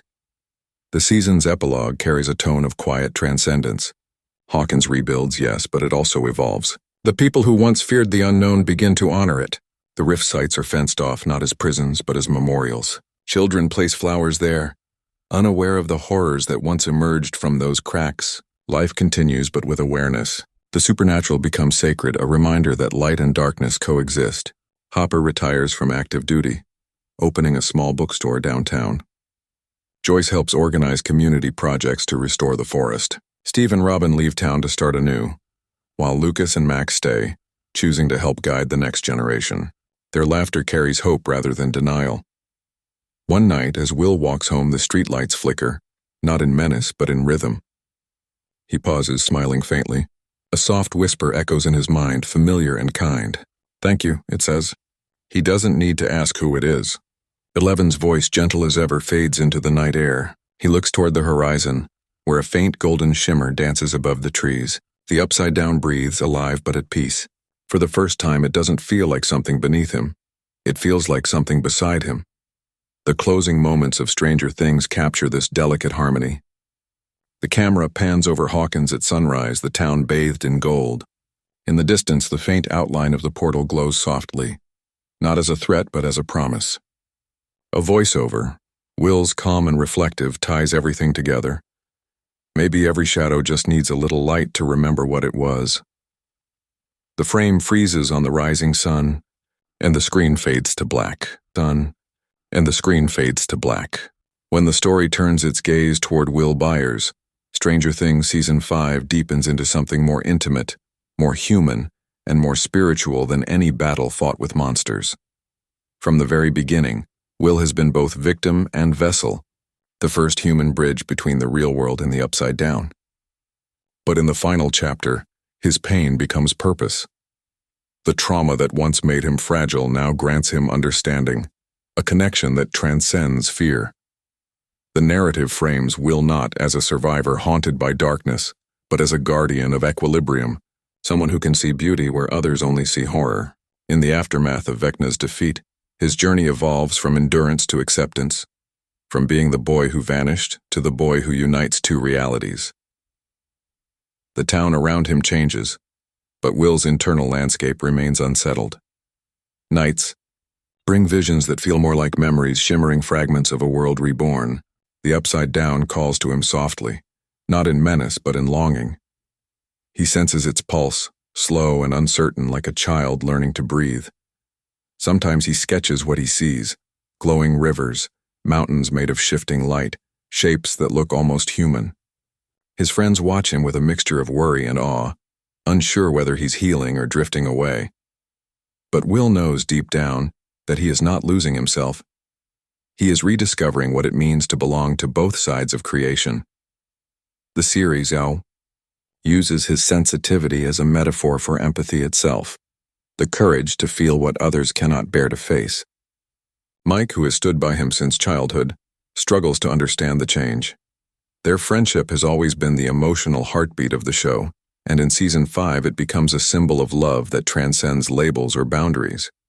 Mike sees Will growing quieter, more inward, as though he's listening to a song only he can hear. One night, when they sit beneath the stars, Mike asks if the Upside Down still hurts him. Will hesitates, then shakes his head. "It doesn't hurt anymore," he says. "It just needs someone to listen." That single line reframes the entire mythology of the series. The monsters were never born of hatred but of neglect. The Upside Down mirrors the loneliness of those who created it. Will, who has always felt unseen, understands it instinctively. Joyce and Hopper, protective as ever, fear that Will's connection could draw danger again. But the Duffer Brothers shift the tension from physical threat to emotional conflict. The challenge now is not survival but integration, how to live with the shadow instead of fighting it. Hopper, who once saw the world in terms of good and evil, begins to see shades of gray through Will's eyes. "Maybe we've been fighting ghosts," he admits. Maybe all it ever wanted was to be known. Joyce, torn between maternal fear and faith in her son, finds herself humbled by his quiet strength. Their family dinners become moments of fragile peace, where laughter and unease mingle like light and shadow across the table. Throughout the season, Will becomes the lens through which we witness the healing of Hawkins. His presence calms strange energy surges, his emotions influencing the rifts that remain. Scientists who once dismissed him as a victim now study him as a phenomenon, though they can never quantify what makes him different. What they fail to grasp is that Will's power isn't supernatural, it's profoundly human. His ability to connect, to empathize even with the unknowable, becomes the force that bridges two realities. He paints to express it, covering his room with canvases that blur the line between worlds. In one, the forest of Hawkins merges with crystalline trees from the Upside Down. In another, silhouettes of his friends stand hand in hand with creatures that no longer look monstrous but sorrowful. Each painting is both confession and prayer. Eleven's absence lingers, but Will feels her within the light that occasionally flickers through his dreams. He speaks to her softly, not expecting an answer, and sometimes the wind replies. In those moments, he senses that she, too, has become part of this balance, her sacrifice not an ending but a transformation. Her power seeded empathy into the very fabric of the alternate world. Will becomes its caretaker, its interpreter. The Duffer Brothers craft these sequences with visual poetry, tendrils of light curling around him as he stands at the edge of the forest, the reflection of two skies merging in his eyes. The sound design hums with resonance like two heartbeats syncing. The turning point arrives when the government returns, demanding to seal the rifts permanently. Their fear of the unknown remains unchanged. They bring machines, soldiers, and cold precision, determined to erase what they cannot understand. Will stands against them, not with defiance but with quiet conviction. If you close it, he says, you'll kill something that's finally learning to live. His words strike a chord in Hopper, who joins his side. The confrontation becomes philosophical rather than violent. Science faces compassion. Logic meets intuition. In the end, even the lead scientist falters, haunted by the sight of Will standing before the glowing fissure, bathed in light that feels alive. The order to close it is withdrawn. For the first time, fear yields to faith. From that moment, Will's role solidifies as the heart of the connection between worlds. He organizes what the townspeople call the Circle, a group of volunteers dedicated to monitoring the balance between realms. Children, scientists, and ordinary citizens work together, no longer in secrecy but in shared purpose. Hawkins evolves from a site of tragedy into a sanctuary of understanding. The Upside Down's influence, once malignant, begins to manifest as creativity, strange yet beautiful growths in nature, new patterns in the weather, even spontaneous acts of kindness that ripple through the community. Will becomes a quiet leader, though he never seeks recognition. He simply listens, to the hum beneath the earth, to the emotions of those around him, to the world itself trying to heal. In a particularly moving scene, he visits the memorial built for 11 at the edge of the forest. The air shimmers faintly, alive with unseen energy. Will kneels and whispers, "I get it now. You weren't trying to fight it. You were trying to teach it how to love." A faint breeze answers, carrying the scent of ozone and lilies. The light around him brightens, and for a moment he feels her presence, not as a ghost but as part of the living fabric of both worlds. The camera lingers on his expression, no tears, only peace. As the season builds toward its conclusion, Will's inner journey mirrors the transformation of the Upside Down itself. Both evolve from fear to acceptance, from isolation to connection. When he paints his final mural, a sprawling image that covers the wall of the rebuilt community center, it depicts two hands reaching toward each other across a river of light, one human, one not. Beneath it, he writes a single phrase, "Together, we remember." The mural becomes a symbol for Hawkins, for humanity, for every person who has ever faced their darkness and chosen to embrace it rather than deny it. The final episode closes on a quiet morning. Will wakes to birdsong and soft light filtering through his curtains. Outside, the air hums faintly with that familiar rhythm, the living heartbeat of the connection. He smiles, no longer afraid. The camera follows him as he walks through town, greeting neighbors, passing the rebuilt school, the laughter of children echoing through the streets. Everything feels ordinary again and yet extraordinary, touched by unseen grace. As he reaches the lake, he pauses, gazing at his reflection. For an instant, it shimmers, not distorted, but perfectly aligned. Two worlds, one image. He whispers, "We made it." The reflection smiles back. In that single, serene moment, Stranger Things delivers its truest message. Connection is salvation. Will Byers, once lost and broken, becomes the living embodiment of unity. The boy who bridged two worlds teaches everyone that healing is not the absence of darkness, but the embrace of both light and shadow. The Upside Down remains not as a threat, but as part of the cosmic balance. And Will, its chosen witness, walks forward into a world finally at peace, carrying with him the memory of everything they fought for and the promise of everything yet to be. When the silence after Vecna's fall stretches into months, the people of Hawkins begin to believe that their nightmare is over. Streets are rebuilt. Laughter returns to living rooms, and for the first time in years, the children of Hawkins sleep without waking in terror. But underneath the fragile calm, the air hums with a strange pulse, like a heart buried deep beneath the earth. It begins as a whisper. Machines flicker without reason, birds circle in nervous patterns, and the sky sometimes glows faintly gold at twilight. The survivors have learned not to ignore such signs. Will feels at first that tug in his chest that once warned of the Upside Down's approach. Only now it feels different. Not malevolent, curious, alive. Something is waking. Dustin calls it residual dimensional interference, but he knows it's more than science. Whatever Eleven's final act did, it changed the fabric of both worlds. The Upside Down isn't gone. It's evolving. Where once there were monsters born of hatred, now there are things that seem to be searching for meaning, shapes that flicker between form and light, almost sentient, almost human. The town becomes a crossroads again, reality and reflection overlapping in subtle ways. A child's laughter echoes twice, lights shimmer when people feel strong emotion, and reflections linger a moment too long before fading. Hawkins is haunted not by evil, but by the consequences of transformation. The group reunites when strange electromagnetic readings begin to spike near the forest, patterns that mirror the ones they saw when the gate first opened years ago.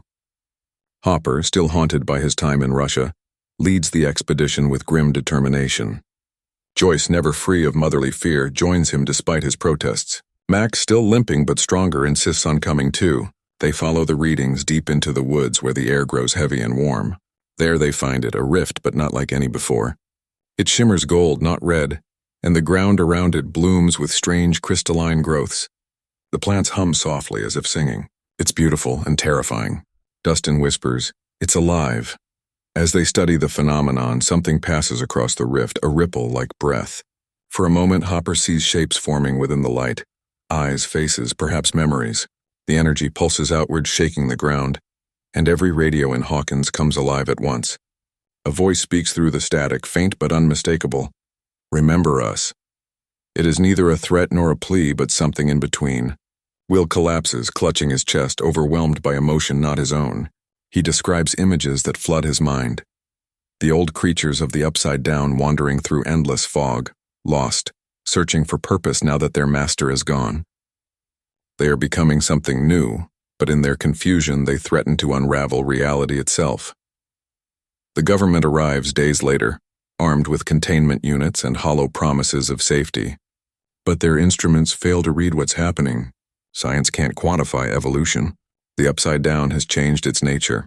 It now reacts to human emotion, feeding on it, mirroring it, shaping itself according to the hearts of those who stand near the rifts. Anger causes storms. Fear darkens the sky. Compassion clears the air. It is no longer an enemy, but a mirror. The danger is not invasion. It is reflection. Humanity's chaos may destroy both worlds if left unchecked. The group realizes the final battle will not be fought with weapons, but with will. Literally with will, whose connection becomes the key to balance.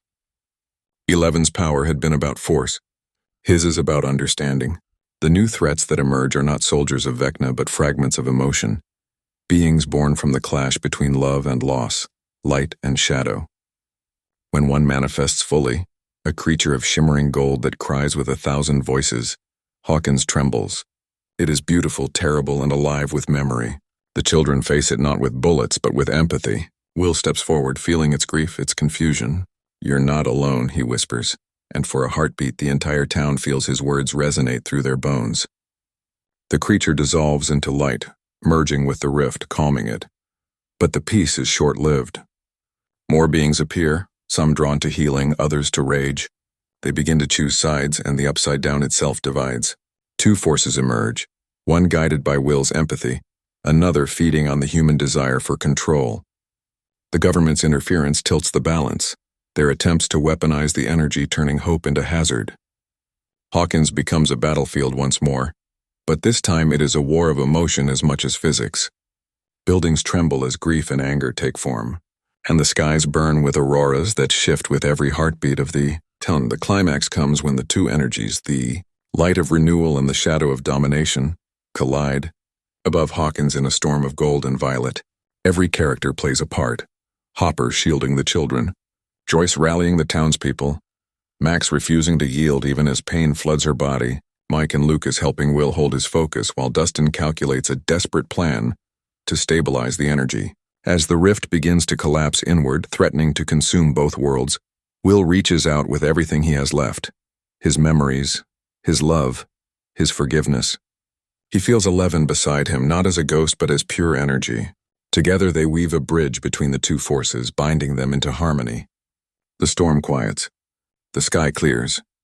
When the dust settles, Hawkins stands scarred but whole. The rifts remain, but they no longer hum with menace. They glow softly like embers of something sacred. The creatures born from chaos dissolve into the air, leaving behind faint trails of light. The Upside Down, once a place of horror, now breathes in rhythm with the real world. Balance at last. The final battle is not won through destruction, but through understanding that survival means coexistence, not dominance. In the aftermath, the survivors gather at the lake. The reflection on the water shows two skies, one of blue and one faintly gold. Will smiles through his tears. "It's not ending," he says. "It's beginning again." Hopper places a hand on his shoulder. "Then let's make it better this time." Their words echo across the stillness, and the camera pans upward to show the horizon where both skies meet, a symbol of unity born from struggle. The rise of the final battle, it turns out, was never about vanquishing monsters. It was about facing the monsters within and finding peace with them. The new threats were never external. They were humanity's own reflection, brought to life by its unresolved pain. Stranger Things closes its grand war not with victory or ruin, but with balance, reminding us that light without darkness is incomplete, and that even in the strangest of worlds, understanding remains the greatest power of all. Standing remains the greatest power of all. In the aftermath of the final convergence, when the skies of Hawkins finally stop glowing and the rifts fall silent, the greatest question remains: what exactly is the Upside Down? For years it was treated as a mirror world, a distorted version of reality shaped by darkness and death. But the truth, as the survivors begin to uncover, is far more intricate. The Upside Down is not merely a parallel dimension, it is a sentient ecosystem, a living consciousness born from the energy of human perception itself. Every fear, every loss, every suppressed memory that humans try to bury gives the Upside Down form and structure. It is not alien. It is us, externalized. Dustin is the first to propose the theory that shifts everything. In his basement, surrounded by blueprints, wires, and an entire wall of chaotic notes, he explains it to the group. "It's like the universe has memory," he says, eyes gleaming with both excitement and dread, "and that memory needs somewhere to go. The Upside Down is that place. It's where the forgotten emotions of humanity collect like sediment." His explanation shocks them at first, but it also begins to make sense. Whenever they had faced the creatures, demogorgons, mind flayers, even Vecna, they weren't just fighting monsters. They were fighting emotions given physical form.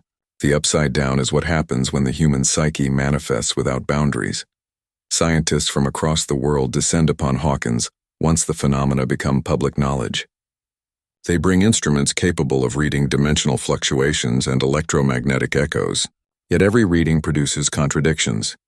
Time moves differently inside the rifts, sometimes faster, sometimes slower, occasionally looping. A voice recorded from one side plays backward on the other. It behaves not like a fixed dimension, but like a consciousness responding to observation. The more people study it, the more it changes, adapting to the minds that look upon it.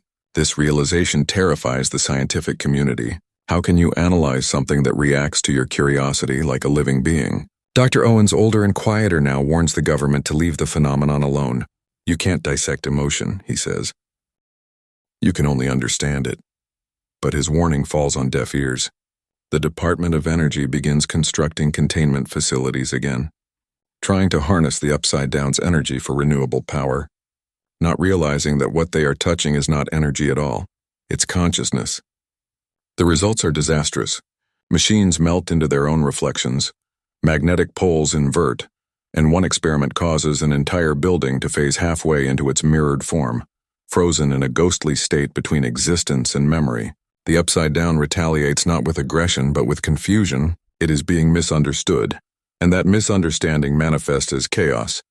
Meanwhile, Will and Dustin lead a small, unofficial research team, one that includes Eleven's preserved data, and some fragments of Vecna's old psychic recordings. Through this hybrid study of science and supernatural intuition, they discover that the upside down once existed as a blank space, a potential reality without identity. It became what it is only after repeated human interaction. Each opening of a gate, each psychic resonance from 11, and each act of violence in Hawkins fed it with definition. It learned humanity by watching. It imitated the world above, freezing it in the moment of its first contact, the night Will was taken. That is why it never changed its calendar or its time of day. It wasn't laziness. It was preservation. The upside down remembered the moment it was born. The moral implications shake everyone. Hawkins realizes it has played God without knowing it. By invading, fearing, and experimenting upon the unknown, they gave it emotion, pain, jealousy, longing. The upside down is not evil. It is traumatized. Vecna was its first voice, a corrupted translator between two worlds, who shaped its confusion into rage. But now, free of his influence, the dimension begins to heal. When the gates shimmer now, they no longer scream. They hum in low resonance like the deep vibration of calm ocean water. For the first time, scientists and survivors begin to cooperate rather than conquer. Dustin, inspired by quantum entanglement theory, hypothesizes that the upside down represents humanity's collective subconscious projected across a higher dimensional membrane. In his own words, think of it as the world's dream. Every fear you don't face, every memory you suppress, it has to go somewhere. The upside down is that somewhere. 11's powers then weren't supernatural in the traditional sense. They were the product of her brain's unique ability to interface with this dimension directly, making her both observer and participant in the universe's deepest emotional fabric. The truth redefines everything they believed about science, spirituality, and reality.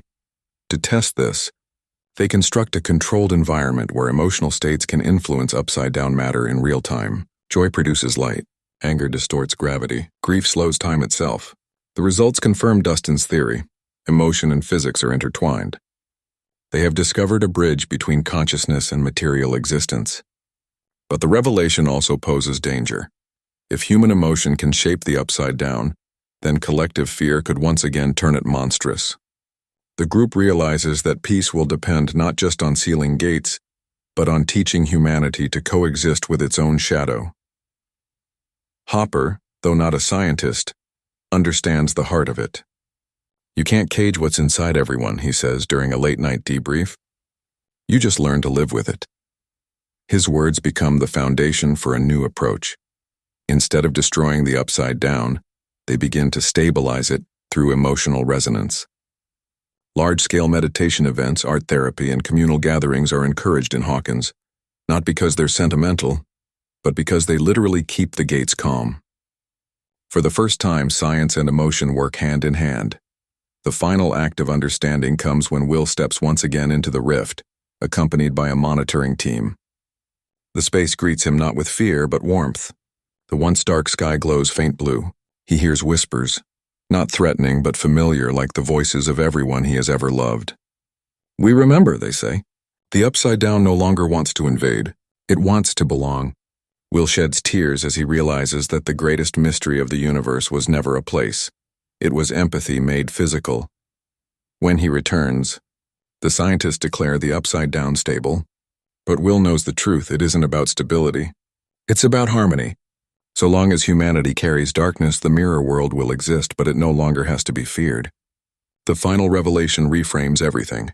The supernatural was never beyond science. Science simply hadn't yet learned to measure the soul. As the camera pans out from Hawkins, now bathed in a calm twilight, the narrator's voice, soft, reflective, offers the closing line of this chapter. "We sought to destroy the darkness, but the truth was stranger. The darkness was simply waiting to be understood, waiting to be understood." From the very beginning, Eleven's story has been one of transformation. A child born into captivity, molded into a weapon, and ultimately reborn as a symbol of hope. But in the aftermath of the final battle, her journey reaches its most profound stage. The world no longer needs her as a soldier. It needs her as a guardian. For the first time in her life, 11 must learn who she is without the fight. The silence after so many years of conflict feels foreign. She has always known how to face danger, but not how to live in peace. And yet that peace is what she fought for all along. In the quiet days following the convergence, 11 isolates herself near the edge of Hawkins Lake. The rift's golden glow can still be seen shimmering beneath the water's surface, and she sits by it every evening staring into the light. To everyone else, the battle is over. But for her, the echoes remain. Every time the water ripples, she hears whispers, not of pain but of memory. The Upside Down remembers her, and she in turn remembers it. Their bond is unbreakable, for she was both its destroyer and its savior. This realization both comforts and terrifies her. She wonders if she will ever be truly free.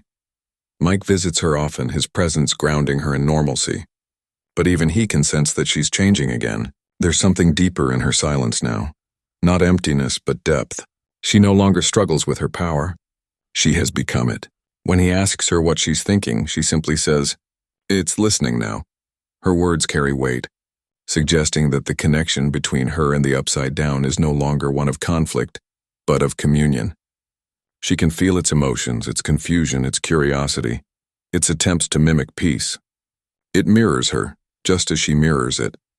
The scientists, ever curious, monitor 11 from a distance, noting that her psychic energy no longer spikes erratically as it once did.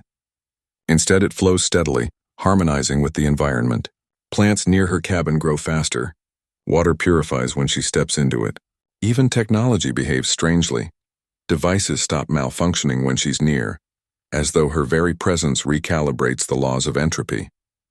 She has become a stabilizing force, the embodiment of balance between human emotion and the cosmic fabric of reality. But this power comes at a cost. She must constantly remain centered, for even a flicker of doubt could ripple across dimensions. Flashbacks reveal how she reached this serenity. During her final confrontation with Vecna, 11 glimpsed a truth that no human was meant to see. The infinite lattice of connected minds that binds all living things. In that moment, she understood that violence could never defeat darkness because darkness was part of that web. It could only be integrated, embraced. This realization shattered her former self. She no longer defines good and evil as opposites, but as necessary forces in equilibrium. The government fears this newfound philosophy, worrying she may one day lose her human perspective. But her friends know better. 11 has not lost herself. She has finally found her place in the pattern of existence. Hopper, acting as her emotional anchor, helps her navigate this strange peace. Their conversations are quiet but profound. One evening, as they sit by a dying campfire, he tells her, "You don't owe the world anything anymore, kid. You gave it back its heart." She looks at him, eyes glistening with warmth and uncertainty, and replies, "Then I need to learn how to keep it beating." Hopper smiles, knowing she means it literally. She's not running from her power anymore. She's learning to live with it, to let it serve life instead of destruction. Over time, 11 begins to teach others, especially young children who were once part of secret experiments like her. She builds what becomes known as the Haven, a small community center on the outskirts of Hawkins dedicated to helping gifted children control their emotions and abilities. Unlike the sterile laboratories of her past, the Haven is filled with laughter, art, and music. It is her redemption, the transformation of her trauma into compassion. Through these children, she learns that her purpose is not to fight for humanity, but to guide it toward self-understanding. Her connection with Will deepens as they both share a unique awareness of the Upside Down's emotional resonance. Together they establish a psychic equilibrium between the two realms, acting as caretakers of the balance that keeps the worlds aligned. 11 no longer pushes her powers outward. She draws them inward, focusing on harmony rather than dominance. The result is subtle but profound. Earthquakes cease, storms calm faster, and the rifts remain sealed yet breathable, like gentle portals of light rather than wounds in reality. As the years pass, she becomes something of a legend. Children in Hawkins grow up hearing stories of the girl who saved the world not through destruction, but through understanding. Yet 11 herself remains humble, rarely appearing in public, preferring the quiet rhythm of life by the lake. In her solitude, she meditates, occasionally hearing faint echoes of Vecna, not as an enemy, but as a memory of who she once had to be. "You taught me strength," she whispers into the wind, not with hatred, but with forgiveness. One day, as dusk settles over Hawkins, the lake's glow intensifies once more. 11 feels the familiar pull, the Upside Down calling to her, but not in warning. It is reaching out in gratitude. She stands by the shore, her reflection merging with the golden light, and whispers softly, "We're one now." For a moment, her body dissolves into radiance, her consciousness expanding beyond the physical. She sees every atom vibrating in harmony, every living being connected by invisible threads of emotion. She smiles, not as a weapon, not as a savior, but as a guardian of the fragile balance between fear and hope. When the light fades, she remains standing, peaceful, human again. The war is long over, but the journey never ends. 11's emotional evolution is complete. She is no longer defined by her pain or her power. She is defined by her choice to feel, to forgive, and to protect. The final shot of her arc is quiet yet powerful. 11 walking through the forest at dawn, her hand brushing against leaves that shimmer faintly in her wake. The sunlight breaks through the trees, merging with a faint golden hue that hints at the continued presence of the Upside Down, not as a threat, but as part of the world's new equilibrium. The girl who once shattered glass with her mind now heals the cracks in the universe simply by existing, and thus, the weapon becomes the guardian, the embodiment of everything Stranger Things stood for. The power of empathy over fear, and the courage to choose understanding when the world demands conflict. 11's story closes not with an explosion, but with a breath, with an explosion, but with a breath. Hawkins was once a name whispered with dread, a small forgotten town that became the epicenter of unimaginable horrors. It was a place where children disappeared, skies bled red, and the ordinary turned monstrous. But after the final battle and the rise of a new balance, Hawkins stands transformed. The town that had suffered through so much pain now finds itself at the threshold of rebirth. The air feels cleaner, the nights are calmer, and for the first time in decades, hope doesn't feel like a lie. The rebuilding of Hawkins begins slowly, not with the hammering of nails or the hum of machinery, but with the rebuilding of spirit. People who once lived in fear begin returning. Families light up homes that had long been abandoned. Murals appear on cracked walls, paintings of 11, Hopper, and the others who stood against the darkness. The scars of the past are not erased. They are embraced as part of the town's identity. Hawkins no longer hides its history, it honors it. The energy that once radiated dread now carries warmth. Even the forest, once dense with shadow, glows faintly with life. Local scientists and townsfolk work together to restore the environment around the Rift Lake, which now serves as both a memorial and a source of mystery. The golden glow beneath the surface never fully fades, and at night, it ripples softly like a heartbeat. Many believe it is a living reminder of the connection between the two worlds, a symbol that peace does not mean forgetting the past, but living with it. The children of Hawkins grow up calling it the Mirror Lake. Couples walk its shore, students study it, and old-timers sit by it telling stories of the days when monsters roamed and heroes rose. Hopper, who once dreamed of leaving Hawkins forever, becomes its reluctant mayor, a protector not just of people but of peace. His leadership style is unorthodox. He governs less with authority and more with empathy. He listens to trauma survivors, ensures memorials are built for the lost, and sets strict boundaries for scientific research within the area. He understands more than anyone the cost of curiosity without compassion. Under his guidance, Hawkins becomes a town that thrives on unity rather than secrecy. The economy rebuilds around what many now call dimensional tourism. Researchers and mystics alike visit Hawkins to witness what remains of the rift phenomenon. Hotels and research institutes line the outskirts, but Hopper enforces strict ethical codes. "We don't exploit the wound that healed us," he says. The Upside Down's energy is now part of the town's mythos, but it is treated with reverence rather than fear. A museum is established chronicling the timeline of Hawkins' supernatural history. The centerpiece, a preserved chunk of crystalline soil that glows faintly when touched, pulsing to the rhythm of nearby heartbeats. Meanwhile, Joyce opens a small bookstore downtown, aptly named Beyond and Back. It becomes a gathering place for the survivors, an unofficial headquarters of memory. Will paints a mural across its back wall depicting two worlds intertwined by light and shadow. His art captures what words cannot, that every piece of darkness that once threatened to destroy them is now part of the town's story of strength. He becomes something of a local legend himself, his paintings appearing in galleries across the country, though he always returns home. "Hawkins is where I found myself," he tells interviewers. For Max, recovery is slow but steady. Though her body still carries the echoes of her brush with death, her spirit has reignited. She teaches at the community center 11 built The Haven, and becomes a mentor to children who have endured loss. Her resilience becomes a symbol of defiance against despair. "We don't erase the bad days," she tells her students. "We learn to dance with them."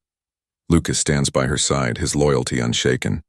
Their love, tested by tragedy, blossoms quietly, unpretentiously. The new generation of Hawkins grows up knowing the truth. The government can no longer suppress the past. Every child learns about the Upside Down in school. It is taught not as a horror story, but as a lesson in empathy and science, the reminder that fear, when left unacknowledged, can create monsters. On the anniversary of the convergence, the town holds the Day of Light, a festival of lanterns released across Mirror Lake. Each floating light represents a soul lost, a memory cherished, or a fear overcome. As thousands of lanterns drift across the water, the glow beneath them pulses in harmony, as though the Upside Down itself celebrates alongside humanity. The rebirth of Hawkins isn't perfect. The energy that connects the two worlds still occasionally flickers unpredictably. Streetlights dim, whispers drift through the woods. But instead of panic, people smile knowingly. These moments remind them that balance is alive, not static. They coexist with their reflection rather than running from it. The fear that once paralyzed them now inspires gratitude. 11 rarely visits the town center, preferring solitude, but when she does, children run to her with awe. She doesn't see herself as a savior, yet her presence reminds everyone of what they overcame together. Hopper sometimes watches her from afar, smiling with quiet pride. He knows that Hawkins would not exist without her sacrifices, yet he also knows she fought for something bigger than herself, a world where people could live without fear. Years pass, and Hawkins becomes known across the world as a symbol of renewal. Documentaries are made, books are written, and scientists from every continent cite Hawkins as the place where humanity first glimpsed the bridge between emotion and physics. But for the townspeople, all that matters is that they can finally sleep soundly under the same stars that once watched over their nightmares. In the final moments of this chapter, the camera pans across the town at dusk. The streets are filled with laughter. The neon lights of diners hum softly and music drifts through the air. The shot lingers on Mirror Lake, its surface glowing faintly gold beneath the twilight. A child tosses a pebble into the water, and for a brief moment, a reflection ripples outward. A faint outline of 11's silhouette smiling from the other side. The image fades, replaced by calm waves. Hawkins has changed forever. It is no longer the town cursed by the Upside Down. It is the place where humanity proved that understanding could rewrite destiny. Its rebirth stands as a testament to everything the series was about. Friendship, sacrifice, and the courage to face what we fear the most. Fear the most. As the light of a new era rises over Hawkins, the echoes of those who fell in the darkness linger like sacred whispers in the air. The town's rebirth was not bought cheaply. It was forged through pain, sacrifice, and the courage of those who dared to face the unthinkable. Their stories are not forgotten. They live on in memory, in stone, in song, and in the hearts of every survivor who walks the streets they saved. The legacy of the fallen becomes the soul of Hawkins itself. The memorial stands in the center of town, built where the old clock tower once stood before it crumbled during the first wave of Vecna's assault. Its design is simple yet profound, a circle of black stone etched with the names of every person lost to the darkness, from Barb and Bob to Billy, Eddie, and countless unnamed citizens whose bravery never reached headlines. In the middle of the circle lies a single glowing crystal, taken from the shores of Mirror Lake. It pulses softly at night, in rhythm with the earth's quiet hum, a living reminder that sacrifice feeds life. People come from across the country to visit the site, not as tourists but as pilgrims seeking hope. Every year, on the anniversary of the first gate's opening, the townsfolk gather for a ceremony called the Vigil of Light. Lanterns float into the night sky while soft music plays, a haunting melody composed by Will, inspired by the sounds he once heard within the Upside Down. Each lantern represents a life lost, a dream shattered, or a hero remembered. Children hold their parents' hands and listen to the names being read aloud, learning that courage is not about strength, but about love. The ceremony always ends with silence, no applause, no speeches, just the sound of the wind moving through the trees. Among the names carved in the stone, some shine brighter than others because of the stories attached to them. Eddie Munson's name, for instance, is surrounded by guitar-shaped carvings. He has become a symbol of misunderstood heroism. Where once he was labeled an outcast and a criminal, he is now celebrated as the boy who faced death playing his guitar atop a van, defying evil with music. Teenagers wear shirts with his name, bands in Hawkins play in his honor, and a mural downtown immortalizes his wild grin beneath the words, "We are the freaks, and we are free." Billy Hargrove's redemption is also immortalized, though his story remains bittersweet. Once consumed by darkness, he found his humanity in his final act of sacrifice. Max visits his section of the memorial often, leaving a fresh flower every week. Sometimes she talks to him quietly, telling him about her students, her recovery, and the sunsets she wishes he could see.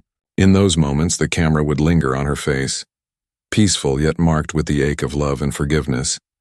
Bob Newby, the superhero, has his own plaque inside Joyce's bookstore, Beyond and Back. His photo sits near the register, smiling that same goofy, gentle smile that once comforted a terrified boy. Joyce often glances at it when the store grows quiet. "He'd have loved this place," she says softly to Hopper, who always nods with unspoken understanding. Bob's legacy is quiet heroism, the reminder that goodness doesn't need power to make a difference. Then there is Dr. Alexei, the cheerful Russian scientist who died far from home. The townsfolk honor him with an annual summer festival called Cherry Slurpee Day. Children laugh, families gather, and amidst the joy, there is always a toast to the man who believed in friendship across borders. It's lighthearted, yet profound, Hawkins embracing the lesson that humanity transcends nations, politics, and fear. But no memorial stirs hearts more deeply than the one dedicated to Ensign 11's fallen sisters, the children who suffered in the labs, whose names were erased by cruelty. 11 ensures they are never forgotten. Their memorial lies deep within the woods near the haven, surrounded by white birch trees. Each trunk bears a small carved number, now reclaimed as symbols of individuality, not captivity. 11 often meditates there, leaving tokens of gratitude, flowers, drawings, and messages that simply read, "You're free now." The forest, once a place of fear, becomes a sanctuary of remembrance. Hopper's name, though he still lives, is also etched onto the stone circle, not as a symbol of death but of rebirth. "Some heroes die once," the inscription reads. "Others die 1,000 times and keep walking." It's a tribute to his unending endurance, to the man who carried the weight of 2 worlds and refused to break. Visitors often leave sheriff badges at the base of his inscription, a quiet salute to duty and resilience. For the survivors, memory becomes both burden and gift. Joyce dreams of those they lost, but instead of nightmares, her dreams are filled with laughter. The sound of Bob teaching math, Hopper cracking jokes, and even Billy's car radio blaring from a distance. Will still paints them, his canvas capturing not sorrow but light, each fallen hero rendered as a constellation in a painted sky. His work becomes a visual hymn, turning grief into art. Music, too, becomes a form of remembrance. Every December, the Hawkins High Auditorium fills with students performing the Song of the Lost, a piece composed by the next generation of musicians inspired by Eddie's defiance. The melody rises like wind through trees, haunting yet uplifting. In the crowd, old faces watch and smile, their eyes wet but full of pride. They know now that remembrance is not about clinging to pain, it is about carrying love forward. Even the Upside Down participates in this legacy in its own strange way. During the Vigil of Light, the golden ripples across Mirror Lake shimmer more intensely, as though the other side, too, remembers. No one fears it anymore. Instead, they see it as the cosmos's way of mourning and celebrating alongside them. The barrier between life and death, reality and reflection, feels thinner but comforting, not threatening. Years later, when the younger generation looks back on the legends of Hawkins, they no longer see a story of monsters and terror. They see a chronicle of unity, how people from different worlds, broken and flawed, stood together and found light in the darkness. The fallen are no longer victims of tragedy. They are architects of hope. The final image of this chapter is poetic. The camera glides over the glowing memorial at night as fireflies swirl above it. The faint notes of Eddie's guitar echo in the wind, blending with the hum of the rift beneath the earth. The inscription carved along the base of the monument glows faintly, reading, "They faced the darkness so we could see the light." And in that soft glow, the memory of the fallen becomes eternal, not ghosts of sorrow, but guardians of peace. Sorrow, but guardians of peace. In the years following the great battle that decided Hawkins' fate, a quiet transformation begins to take root. The air that once hummed with tension now vibrates with life. The streets, once empty and lined with boarded windows, fill again with laughter, music, and the rustle of young voices. The darkness that had devoured so many souls becomes the soil from which a new generation grows, a generation that carries the lessons of sacrifice, courage, and unity deep within their bones. This is not just the revival of a town, but the rebirth of belief itself. The children of Hawkins grow up not in ignorance, but in awareness. From an early age, they are taught the truth, not the sanitized version of government reports, but the real stories told by their parents and elders. They learn about the friends who vanished, the monsters that walked among them, and the heroes who stood against the storm. These tales are not shared to instill fear, but to teach resilience. The next generation grows up knowing that light is never permanent unless you choose to defend it. At the heart of this new era stands the Haven Academy, founded by 11 Max and Lucas. Built on the old laboratory grounds, the school symbolizes reclamation, a place once dedicated to exploitation now dedicated to empowerment. Its motto, carved above the entrance, reads, "From darkness, we learn to shine." Students come from all over Indiana, and even beyond, to learn not only traditional subjects, but also emotional intelligence, ethics of science, and the history of dimensional anomalies. For the first time, knowledge is shared freely rather than hidden behind government walls. 11 teaches there occasionally. Her class is quiet yet powerful. She no longer uses her powers as weapons but as tools for connection. She helps gifted children understand empathy before control, grounding before strength. Her lessons are not about telekinesis or power. They are about responsibility, kindness, and understanding pain without becoming it. The students adore her, though she rarely realizes how deeply she has influenced them. To them, she is not a myth. She is living proof that brokenness can give birth to something miraculous. The new generation of Hawkins is different from those before. They do not live in denial of what happened. Instead, they wear the past as a badge of strength. Among them is Eddie Munson Jr., the son of Eddie's uncle's foster family, a boy who never met his namesake but carries his spirit. He plays guitar every evening at the town square, the same melody Eddie played before the final battle. The people who hear him say the strings seem to hum with an echo of the old world, as if Eddie himself plays through him. Max and Lucas mentor this new group, teaching them teamwork and trust. Their relationship becomes a cornerstone of the new community, proof that love and friendship can survive even the darkest trauma. Max leads outdoor programs at the Haven, taking kids to the edge of Mirror Lake, teaching them how to face fear by naming it aloud. The more you hide from it, she says, the more it hides inside you. Lucas helps coach the basketball team, his motivational speeches blending sportsmanship with emotional healing. We win together, or we don't win at all, he tells his students. Will Byers, now an artist and teacher, guides creative workshops, helping children turn nightmares into masterpieces. His art therapy classes become legendary, blending surreal painting with emotional expression. Students paint both the beauty and the horror of Hawkins's history, murals that depict not monsters but courage. Through his guidance, the next generation learns to see fear not as something to escape, but as something to understand. As the years unfold, Hawkins' youth begin to uncover faint energy ripples beneath the town, residual echoes of the Upside Down's presence. Rather than panic, they approach it with curiosity and caution.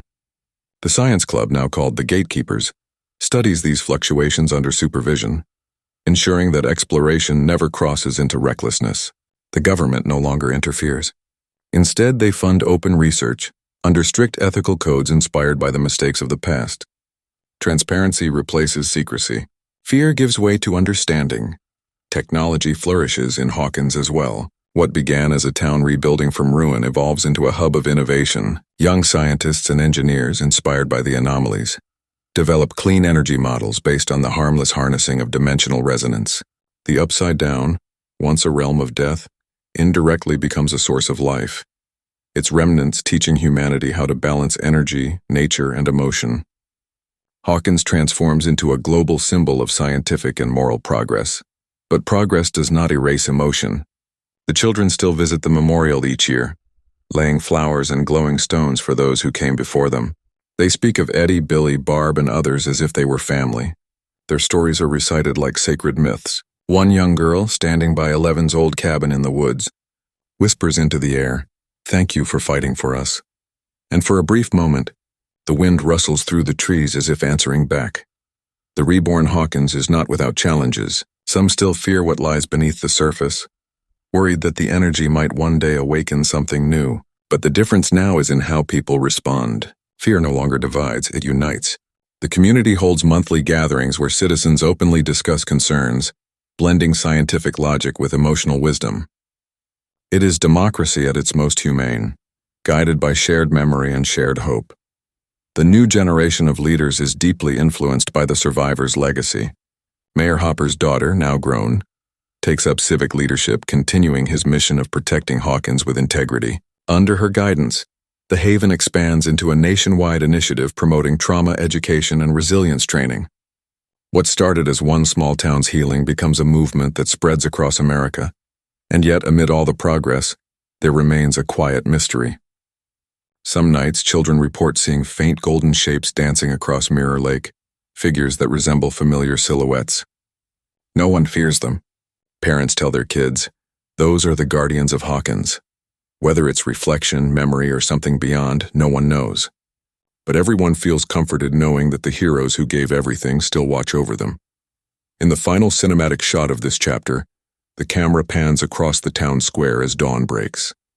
The younger generation walks to school, laughing, arguing, dreaming, unaware of the cosmic forces their elders once battled. 11 stands by a window at the Haven, watching them pass, a soft smile touching her face. She doesn't see soldiers or victims anymore.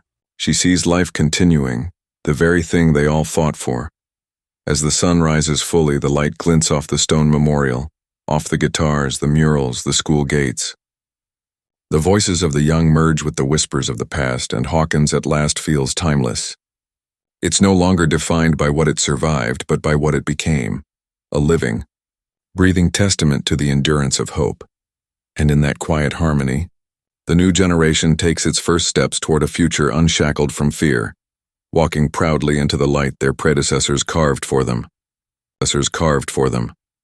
Even as Hawkins flourishes and the wounds of the past begin to heal, the universe does not forget. The Upside Down, though silent and dormant, has not vanished. Its energy lingers like an echo, faint yet persistent, humming beneath the fabric of reality. Scientists call it dimensional residue, mystics call it the whispering veil. But to those who live through it, it's something deeper, a presence that reminds them that balance is never absolute, that every light still casts a shadow. The first sign of the mystery returning comes quietly. Late one autumn evening, the water of Mirror Lake begins to ripple without wind. The surface shimmers faintly with golden waves, but beneath the gold lies a pulse of blue, cold, unfamiliar, and new. No alarms are raised, but those who notice feel it in their bones. Will Byers, walking home from his art studio, pauses by the lakeshore. For a fleeting second, he hears a familiar sound, a faint, melodic hum, like a heartbeat between two worlds. It doesn't frighten him.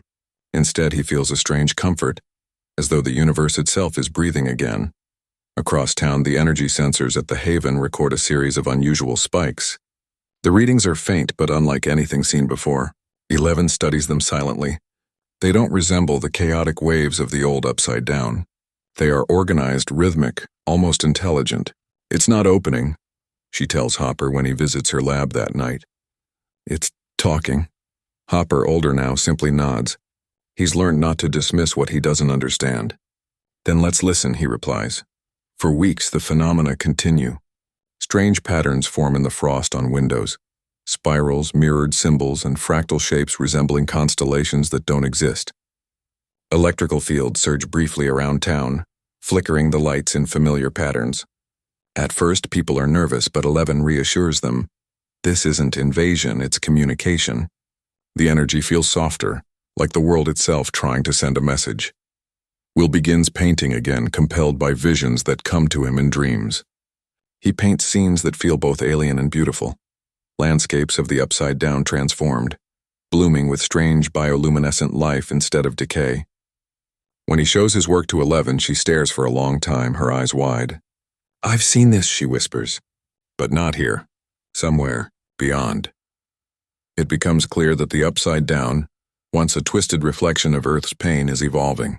Without Vecna's corruption, it is no longer malevolent, it is healing, just as Hawkins healed. But as it heals, it seems to be reaching out, seeking connection rather than conquest. Some theorize that it has become a parallel consciousness, born from human emotion itself. The line between science and spirituality begins to blur once more. Scientists from around the world arrive to study the phenomenon. The old lab grounds, now the Haven Academy, turn into a research hub. Dr. Owens, now elderly but still sharp, returns as an advisor. He tells 11, when the first gate opened, we thought it was a threat. Maybe we were wrong. Maybe it was a mirror. Maybe we were looking at ourselves all along. His words echo through the halls, and for the first time, the world sees the Upside Down not as a monster, but as a message, a reflection of everything humanity represses, reshapes, and reclaims. But the mystery deepens when one of the young scientists, Lena Carver, discovers that the energy pulse matches the frequency of human brainwaves, specifically those linked to empathy and memory. It seems that the new resonance is not random. It responds to emotion. When groups of people gather near Mirror Lake and meditate, the waves intensify. When they sing or remember loved ones, the golden blue light grows stronger. Hawkins becomes the center of a new global phenomenon, what some call the resonant awakening. 11 spends many nights at the lake, sitting in silence, her hand hovering just above the surface. She feels the vibration travel through her skin, her veins, her mind. Sometimes she senses whispers, not of words, but of feelings, gratitude, forgiveness, love. It's as if the other side remembers her too. For years she carried the guilt of destruction. Now she begins to feel peace in the realization that her actions didn't end something. They transformed it. Yet amidst the peace there is still mystery. Occasionally shapes appear beneath the water, shadows that move with purpose. Cameras capture fleeting glimpses of humanoid forms, though no one can confirm what they are. Some say they are echoes of those who died, existing in a dimension of memory. Others believe they are entirely new beings born from the merging of two realities. Hopper, ever pragmatic, warns, let's not name what we don't understand yet. One night as the town sleeps, lightning strikes the lake. Not violently, but beautifully. Instead of chaos, it creates a dome of golden light that lasts only seconds. When it fades, a single object remains on the shore, a small crystalline fragment glowing faintly blue. Inside it swirls a mist that moves as though alive. 11 keeps it safe in her room, unsure of its meaning, but every time she touches it, she hears faint echoes of voices, Eddie's laughter, Max's cry of defiance, Hopper's command to keep fighting. The fragment seems to be a convergence point, a living memory of everything that ever was. The government, though still present, no longer acts with secrecy or suppression. Instead, they collaborate with the people of Hawkins, forming a council that balances science with humanity. Reports suggest that similar energy fields are appearing around the world, small, stable, and benign. It's as if the universe itself is waking up to consciousness. Humanity begins to see itself as part of a larger interconnected story. But while most embrace this change, a few fear it. Conspiracy theorists warn that the echoes could one day reopen the gate. Some believe that a new entity might emerge from within the resonance. 11 listens but remains calm. It's not a warning, she says. It's an invitation. In one hauntingly beautiful sequence, Will paints a mural across the walls of the Haven. A massive panorama depicting two worlds not in conflict, but in harmony. The Upside Down and Earth coexist in a swirling dance of color and light. As he paints, a soft hum fills the air.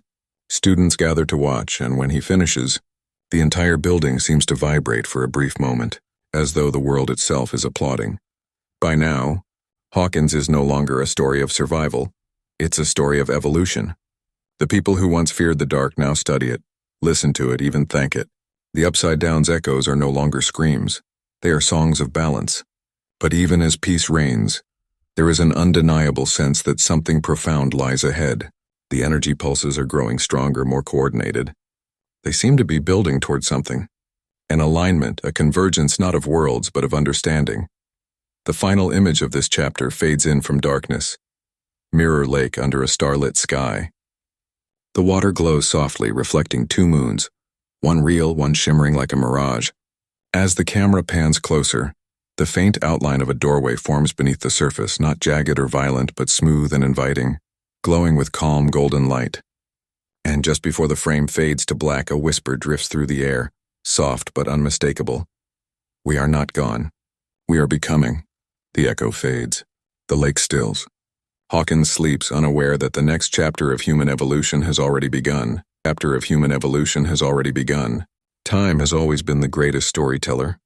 Long after the monsters have fallen silent and the rift between worlds has settled into peace, Hawkins continues to breathe, evolve, and remember. The events that once shook its foundations become more than history. They become mythology. Stranger Things, as the world will one day call it, transforms from a story of survival into a timeless legend of connection, courage, and the unbreakable bond between light and shadow.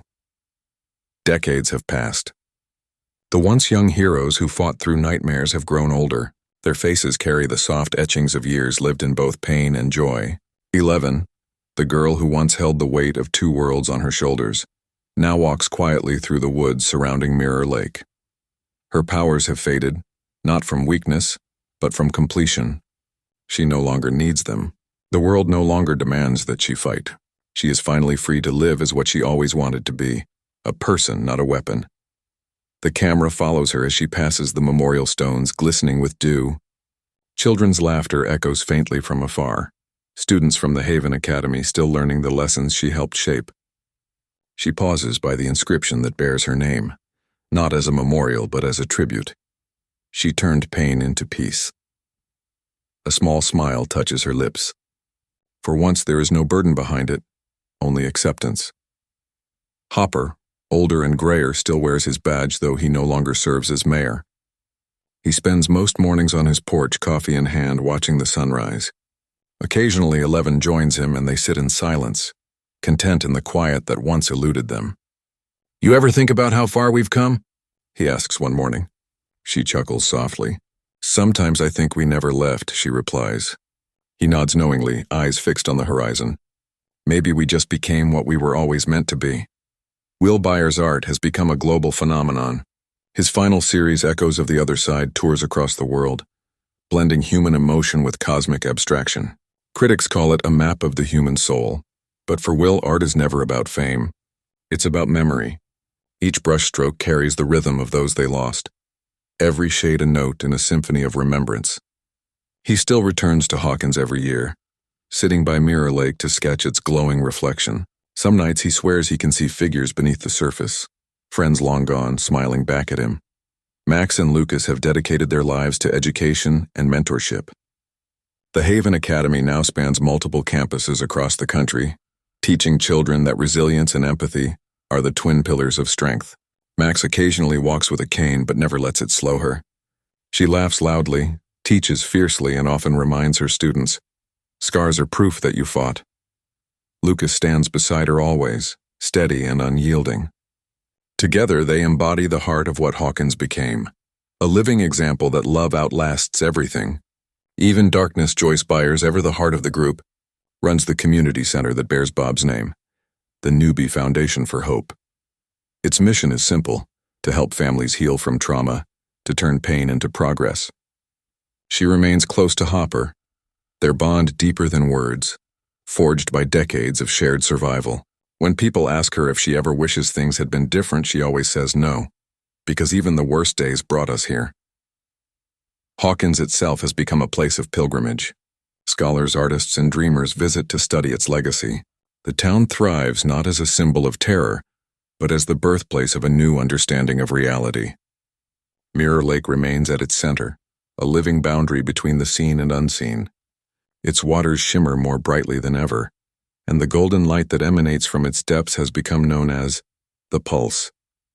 Scientists still debate its origin, but the townsfolk simply say it's the heartbeat of all who came before. As time moves on, the echoes of the Upside Down continue to evolve. The strange golden resonance has now spread across the globe, integrating into nature itself. Forests hum faintly at night, oceans shimmer with ethereal colors unseen before, and dreams have become more vivid, shared even across continents. Humanity begins to sense its connection, not just to each other but to the very energy that once divided them. The veil between worlds, once feared, is now understood as a part of the same vast consciousness that binds all life.